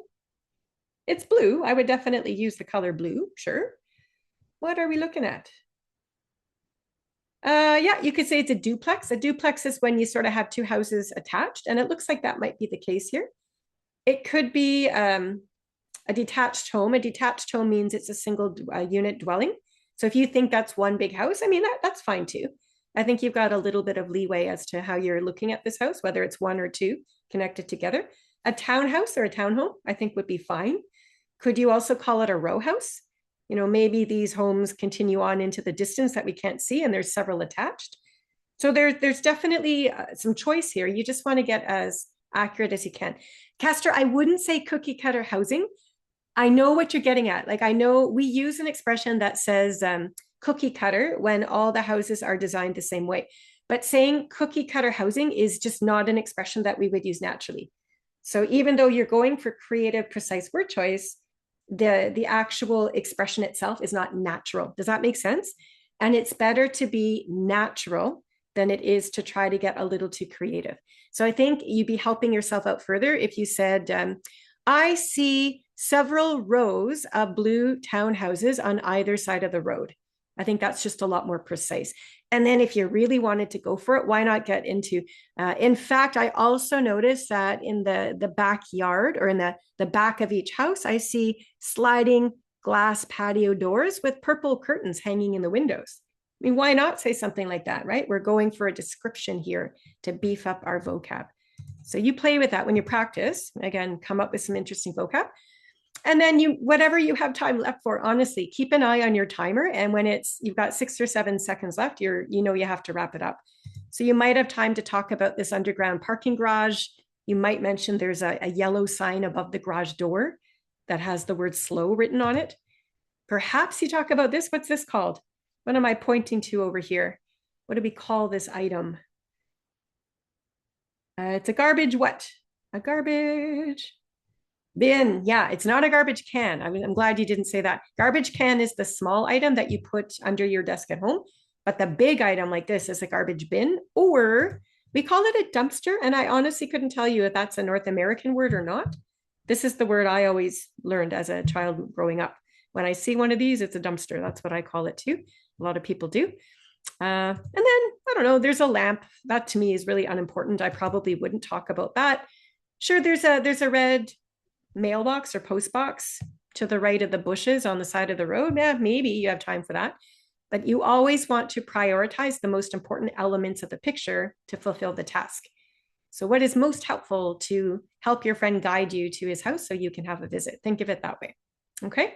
Anyway, what we're going to do as we listen to this woman's response this time is let's look at the picture while we listen, because we need to assess if she is actually describing the scene accurately or not, right? So we'll do that first, and then I will share with you the transcript, and we'll go through from there. So let's take a listen first. Hey Ritu, how are you? Hey, I'm exactly near to your house, but I'm really not sure where I need to move.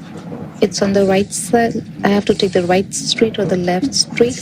I'll just explain you a little bit so you have an idea where exactly I am. I can see a board on which it's written SLOW. It's a yellow board with a black written on it, and there's one garbage bin near to it, and it's open, and I can see there's a big townhouse, and down the townhouse is a parking lot, and there's so many trees across the road which I can see. So I really feel, just tell me, is it the right place I am on, or do I need to take a different street? And I can tell you this road goes exactly towards the right, and there are Okay, now she got cut off at the end, and we'll come back to that in a minute to decide if it's a problem or not. In the meantime, I will say that most of her pronunciation was fine, but there was one description when she was talking about that yellow sign. We could not understand the idea. So that would have a slightly negative impact under the pronunciation factor of listenability, because it was a main part of the scene she was describing. We just couldn't catch the word is all. Apart from that, though, the rest of the speech was decent. I mean, sure, she had a few hesitations, but they didn't affect the flow of the speech too much. And I think her intonation, her speed, her volume, all of those elements were quite well done, quite fine. Here's her transcript, and I'll show you the sentence structures first. So I do, again, see some attempts at some more complex sentence structures, just looking at how she's trying to connect her sentences together. But the vast majority of the sentences that she includes in her speech are very simple. And I'm just quickly underlining them here as we go. Almost every sentence she includes is a very simple structure. And I call these simple because she continuously tacks on the word and to just keep going. So we know by now that this is not quite that level of complexity that we're aiming for. If you're aiming for that level 9 to 12, we want to learn different connections and transitions and so at home, so we can demonstrate a better variety to support a stronger score. Okay, looking at the content, let's really dive into that. I'm glad she made up a name for her friend and she asks him how he's doing. I think that's great. That's a very natural way to start this conversation for sure. She does indicate that she is looking for directions to his house. Now, you're going to notice that most of the way through this answer, the syntax is problematic. So we shouldn't be saying, I'm really not sure where I need to move. We should be saying more like, I'm not entirely sure where your house is. So even though the wording is not quite natural, at least we can understand the ideas. So that's helpful, right? One is a mistake, one is at least helpful. Think of it that way. She does, again, her syntax is not quite natural yet, but she does make it clear that she's asking her friend for directions. So she is checking all the boxes. She's following the instructions. She hasn't forgotten to do all of that. When she gets to the actual content, though, I don't think it's the best approach to start with really small, unimportant details. Remember, she wants directions to her friend's house. And the very first thing that she's describing is this board on which it's written SLOW. Imagine you are Ritu on the phone and your friend says to you, oh, I see a board with SLOW. You probably can't in your mind yet imagine what she's looking at. We're starting with too precise of an object. And when she continues to talk about that board, this is where we didn't know what she meant. We know the board's yellow and it's got a black something on it, right? So that idea is not the best way to start. The next object she describes is that garbage bin. And sure, there's a garbage bin, And sure, it's open, but once again, there are so many garbage bins in any given neighborhood in a big city. Mentioning that you see an open garbage bin is probably not the best way for your friend to imagine where you're standing. So I don't think I would begin the response this way. She finally gets to the townhomes, and this is the key. This is the main part. But all she says about the townhouse is that it's big. She doesn't even give us the color. She doesn't say where the townhomes are per se. She does mention that there's a parking lot nearby, but there isn't. In that picture, there was a parking garage, but there isn't a parking lot. So her word choice is inaccurate. There were trees, but again, they weren't across the road. They were at the end of the street. On either side of the road, there were bushes, sure. So we're always kind of just scratching the surface of these descriptions. We're not being overly accurate or precise about it. So those content details are relatively weak when you look at it in that regard. As far as vocab goes, I mean, the most natural word choices that she has are words like this. It's open, it's big, there are trees, there's a road. You can see yourselves that these word choices are fairly common and fairly simple, especially when you think back to other examples we've talked about here today. Okay, for the very most part, almost every sentence she includes has these syntax errors. Again, we almost always know what she means. Look at that second line. Do I have to take the right street or the left street? I'll just explain you a little bit. We know that she's lost and she's asking for directions. But once again, the word choice in the order is just not quite there yet. And we've already mentioned a lot of these imprecise vocabulary descriptions, right? It's not down the townhouse is a parking lot. It's under the townhouse is an underground parking garage. So there are many revisions necessary to make it more accurate. Looking at this from a task fulfillment standpoint, though, she does call her friend. She does describe her surroundings, even though some of her descriptions are imprecise or inaccurate. She does technically ask for directions. So she has followed the test instructions, and that will help her from the task fulfillment standpoint. She spoke for 60 seconds and she did get cut off, but she had already fulfilled the main elements of the task, right? It was already clear she was asking for directions. So getting cut off here is really not going to affect the score. Her tone is quite polite and friendly as she's speaking to her friend on the phone. So that would be definitely relevant too. Okay, here is your scoring chart. Can we do a very, very quick, so we don't run out of time today? Can we do a very, very quick analysis here? So you should be looking at a fresh poll online. What do you think? Is this a level 8? Is this a level 9? I think this one's easier to rate. This is, I've lost track, but I think we've looked at least 4 different responses so far. And we have seen evidence of both level 8 and level 9. So by now you should be developing a 6th sense for this kind of thing. Okay, you got about 5 more seconds. And we have a definite clear winner here. No surprise to me that 87% of you are suggesting that this is probably a level 8, and you're absolutely correct. She does demonstrate understanding of the task, but with all of those inaccurate descriptions and imprecise word choices, as well as relatively underdeveloped descriptions, we don't yet have the complexity necessary to achieve that level 9. So lots of room for development there. Alrighty, let's finish off today with our final response. It's another task 8. It's just a different situation. So remember, you'd have 30 seconds to think, 60 seconds to speak. This one's fun. You're at a tourist site and you see these street performers. So you have to call your friend Katya. So we're going to use the name Katya since it's given to us. Describe in detail what these performers are doing, and then ask Katya if she wants to join you, right? So you have to invite Katya down at some point. So let's listen to the speaker's response and we'll go from there. Hi, Katya. Do you hear this music behind me? I'm in a park somewhere downtown. I don't know, basically. And these street performers are actually having a really good band.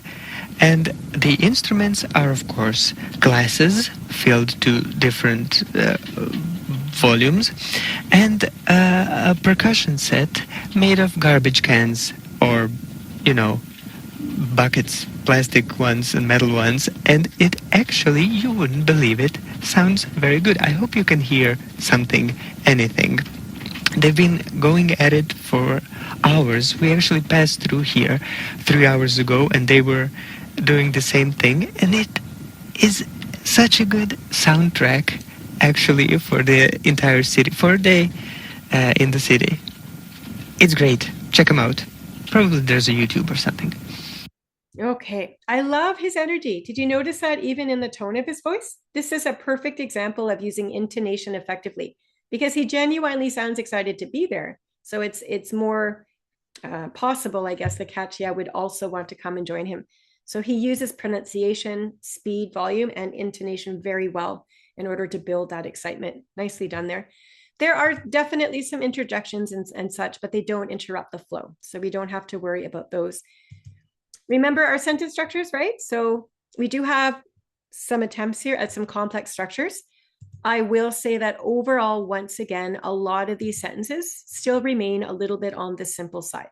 So they're short, they're simple. As you can see, once again, we rely very heavily on that very common conjunction. And we know by now, I sound like a broken record. I keep saying this today, but we know by now that one fantastic way to improve both speaking and writing is to try your utmost to use a better variety of words to showcase a better variety of structures you can produce. That's always going to help your score. But his content is pretty strong, if you ask me. He calls Katya, yep. He invites her to the performance, and this is his way of doing it. Check them out. That is his invitation. So he has followed the test instructions. He describes many objects. Now, his first object, talking about that park, is weak.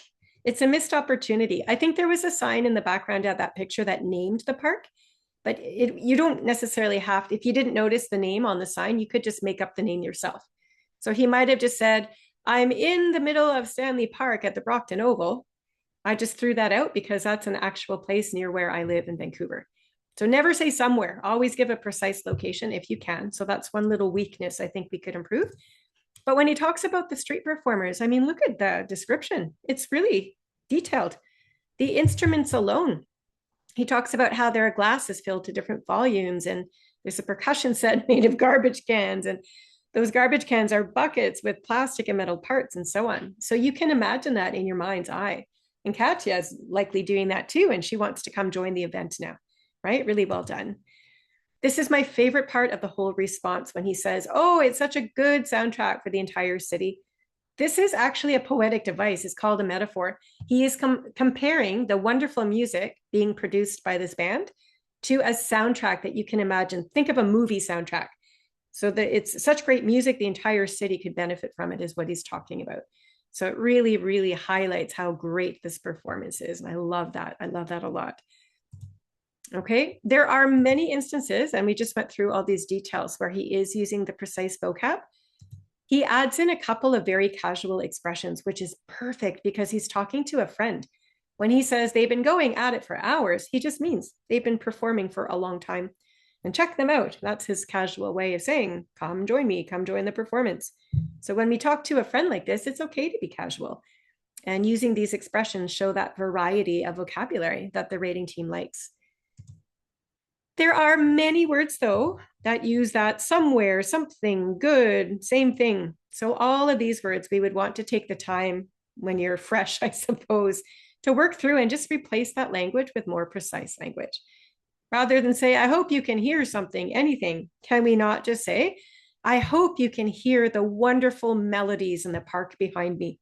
Isn't that just so much more interesting, right? So any chance you get, try to avoid using this very vague language that doesn't tell you anything. Okay, from a task fulfillment standpoint, he checks all the boxes. He's called his friend Katya. He's described the scene incredibly well. He does invite her down. So he's clearly understood the task, does it all well. Remember, his intonation makes him sound so excited that it's a better, more likely that Katya will come join him. And he does speak for those 60 seconds. So can we rate this one for one final moment here? This is the last assessment you're going to do today. And then we're done. I know it's been a long session, but we're almost done. Did this man earn a level 8 or did he earn a level 9? Last chance to vote, so please make it count. Hopefully most of us will get this one correct. Yeah, and Duani, don't feel obliged to use the name on a sign in the picture. If you don't even see that sign, just make up a name. Think of it this way. It's better to have a precise name than none at all, right? So whatever, if you want to make it up, if you want to use a real place name, doesn't matter, but have a name because it just adds interest to the response. Anyway, here's what you said, and I'm so happy that 87% of you think this is a level 9, and you're absolutely correct. You're absolutely correct. Yeah. So when you get your study pack, I want you to go back and listen to and review the transcript of the woman asking for directions from Ritu, and then listen to this man inviting Katya to the event. You're going to notice that in all 4 of those categories on the checklist, the man delivered higher level skills. And that's what you need to understand between levels 8 and 9, right? So I'll leave that with you to review later on. And we are finished the webinar, but we've added in here 1 level 12 response just because some of you have been asking, can we have an example? So we've added one in. I'm not going to take the time to analyze this with you, but you will receive the transcript in your study pack. So same question about inviting Katya, but let's listen to a level 12 test taker give his answer. Start speaking now. Hey Katya, so I'm standing outside the Caplano suspension bridge. I'm really excited to see it. But right outside, there's these 2 street performers who are really amazing. One of them is a bucket drummer, so he's taken all these kind of household implements and containers, and he's using them as drums. And he's doing a really great job. And in this musical arrangement, he's being accompanied by another guy who has wine glasses with different levels of water, because you know how the trick where a glass filled with a different level of water creates a different note. So he has all these glasses in front of him, and he's also playing beautiful music, and he's accompanying the bucket drummer. So together they're creating this amazing rhythm, and I think you should definitely come see it if you'd like to see it, because I think they're going to be playing for. Okay, so that's our level 12 speaker. I have to say that even though it's level 12, clearly higher than the last man we just listened to, this level 12 speaker has other weaknesses that we didn't notice in level 9. This man did not use intonation effectively. His voice was really flat as he spoke, and he didn't sound overly excited to be there. In contrast, the level 9 speaker sounded like he was enjoying himself immensely. So my point is that even though the score itself is higher, because we have a more well-rounded response with advanced level skills across the checklist we've been looking at, it still doesn't mean that it's perfect, and there will be weaknesses at play. So I just thought I'd mention that. You will have this transcript in your pack later on you can look at. But again, there's still some repetition. This man is using words like really great and really good. I would definitely improve upon that. He's using words like guy instead of musician or performer. So there's definitely areas that we could improve, even though it's a level 12. But it is overall, it sort of checks the boxes, if you will, of what the rating team is looking for. So just to summarize, when you're answering your task 8 question, it will be a role play with a picture. So obviously address whoever it is you're talking to. If it's the name on the test question, use that name, like Katya. If there's no name, please make a name up so it's more personalized. You are in the driver's seat. You get to decide which parts of the picture you want to talk about in the response. But I do recommend strongly that you select the parts of the picture that will help you most obviously complete the task. So remember asking for directions. It would make sense to mention the house early on. It doesn't make sense to describe a yellow board with SLOW, right? That's what I'm talking about. For this musician picture, I think both of the male speakers described the musicians and their instruments quite well. So the more specific, precise, and unique you can be, the better. There will be an end to the phone call. The test instructions tell you what to do. In the asking for directions one, that was exactly it. We had to remember to ask our friend for directions. In the street performance one, we had to remember to invite Katya to join us. So you will take that closing part directly from the test instructions. And if you forget to do it, your score in task fulfillment will be lowered slightly because you won't be following instructions at that point. All right, so just be advised, make sure you're following complete instructions. It's not hard, it's just a matter of remembering to do it all that way. Anyway, we are finished. I will remind you before we all log out that today and tomorrow, we still have our 50% off sale in the online bookstore. So that sale will end promptly tomorrow at 4:30 Pacific time. So if you do want to make a purchase, this is a good time to do so. I always mention this in case you don't know. If you're new to Canada and looking to open a bank account, CELPIP has a partnership with the National Bank of Canada. So provided you follow the links on the CELPIP website to open an account with them, the National Bank of Canada will give you $300 cash back. That will cover the cost of your CELPIP test, and you'll have to throw in just a little bit of taxes. So there you go. There's also, you could use your CELPIP test for your postgraduate work permit applications. I'm sure you're all aware of that, but I wanted to remind you, yes, CELPIP is largely taken for immigration, but you could also use it for PGWP. We do have 9 free webinars, all delivered on Zoom, all 2 hours long each. You can find the schedule for the remaining part of January online. We will be getting February up shortly, so bear with us. You can navigate, actually, Simon's just shared a very helpful document in the Zoom chat box here. So before we log out, did you want to download that document to your own computer? Because it's going to contain, I think I put 19 different computer links in there to help you navigate to wherever you need to go. Those links will be clickable in that document. The links I have on my screen up here are not. But you'll find in that Word doc the link that will take you directly to the schedule for the webinars if you did want to sign up for another one. All of our social media links are included in that document as well. So feel free to check out the YouTube channel. It's called CELPIP Official. This is where you're going to find all of the recorded webinars.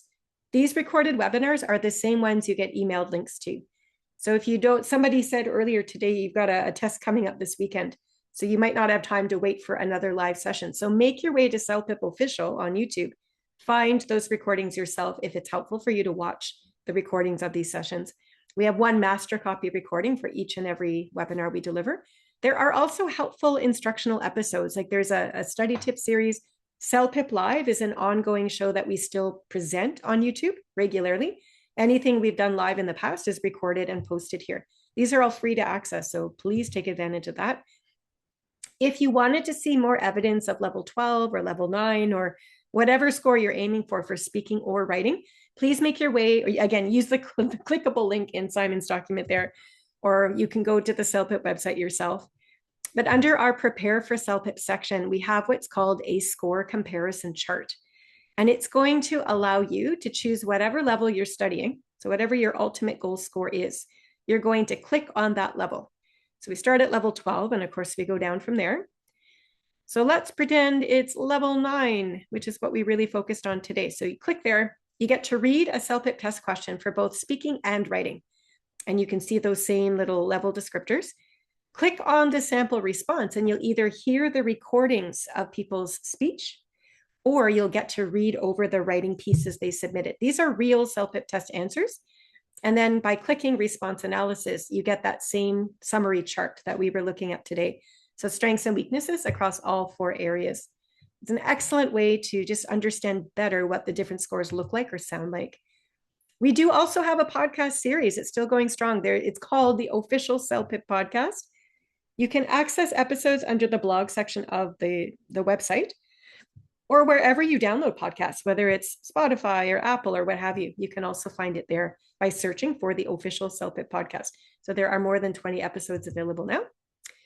We do have 2 free practice tests, so please take advantage of them. They're posted publicly on the CELPIP website. And also when you create your own CELPIP account, you will get those same 2 free tests downloaded to your account. And when you've exhausted the free prep, we encourage you to visit our online bookstore. That's where the sale is today. So all of these prices you see on screen are regular pricing. Today and tomorrow, I guess, would be 50% off of these prices. But we sell additional practice tests. We sell additional, online courses and textbook series and so on. There's a small write-up beneath each product in the online bookstore. So I'd encourage you to read up on it. And if there's something there that you think would be helpful, go ahead and make a purchase. One more freebie I would mention here before I forget as well. The Accelerate program itself is an online course that you download to your computer, and it contains well over 30 instructional videos and quizzes and activities, sample responses, even test questions. All right, so that's an actual product. The Accelerate is a course you would purchase, but when you register for your CELPIP test, you will be given a few free hours to access this course to try it out. If you've registered for the CELPIP General, then you get about 5 hours of free access. If you've registered for the CELPIP General LS test, you'll be granted 2.5 hours of free access. So free access, we call it the starter pack, just to get a taste or a sample of what this course is all about. And if you do find it useful, of course, you would then purchase the actual course itself and download it to your computer. Last but not least, some of you might be interested in actually joining a prep program. And when you go to this section of our website, again, you'll find that link in that clickable Word document there that we've shared in the Zoom chat. You'll find a complete listing of all of the prep providers and institutions that offer CELPIP prep programs around the world. They are in Canada, they are international as well. All of these courses are going to be taught by CELPIP experts. These are people that are certified, trained, and practiced and know what they're doing to help you achieve the best score you can on your CELPIP test in all aspects: listening, reading, writing, and speaking. Now, remember, it does cost money to enroll in a prep program, and every provider or institution is going to set its own price list and also its own schedule. So you want to do a little bit of browsing, if you will, to price comparison, I guess, depending on what your need is. Some of these providers will offer online courses, and others might even be in person if that's your preferred method of studying. But it's a really great resource to check out if you do have a little bit of money and time to commit to improving your skills to achieve your score. And last but not least, I will mention that there's another test that Prometric delivers called the CEL, and this is an academic English language test here in Canada. The primary reason you would take this test is to enter a Canadian university or college. If you meet their minimum requirement score, then they would accept your application. Some people take CEL too, by the way, for a professional designation. You can take this test in a testing center. So on the CEL website, you would find the nearest test centers to you. Or if you live in one of those 13 countries listed on screen, you have the option of taking this test from home. And as I say, CEL is a completely different test to CELPIP. CEL is an academic English test. So we're talking about first-year university language, much higher level and different purpose, of course. Okay, and that's about it for us. We do have our customer service email at the top here, and all 4 of these social media channels have been listed in that Word document that we posted into the Zoom chat there. So if you download that document, all those links will be clickable and take you right to these spaces. Otherwise, you can navigate. A good old-fashioned Google search sometimes does the trick if it's tricky for you. But yeah, YouTube, we still go live every second Thursday at 9:30 in the morning Pacific time. So we deliver instructional lessons there. And Instagram, we go live there fairly often as well. If you're subscribed to the channel, you'll know when the next upcoming live session is. So thanks so much for joining us, everybody. Good to have you with us. Great practice today. And if you do have a test coming up soon, we wish you good luck with that too. So take care, and maybe we'll see you back for the next webinar. Bye-bye.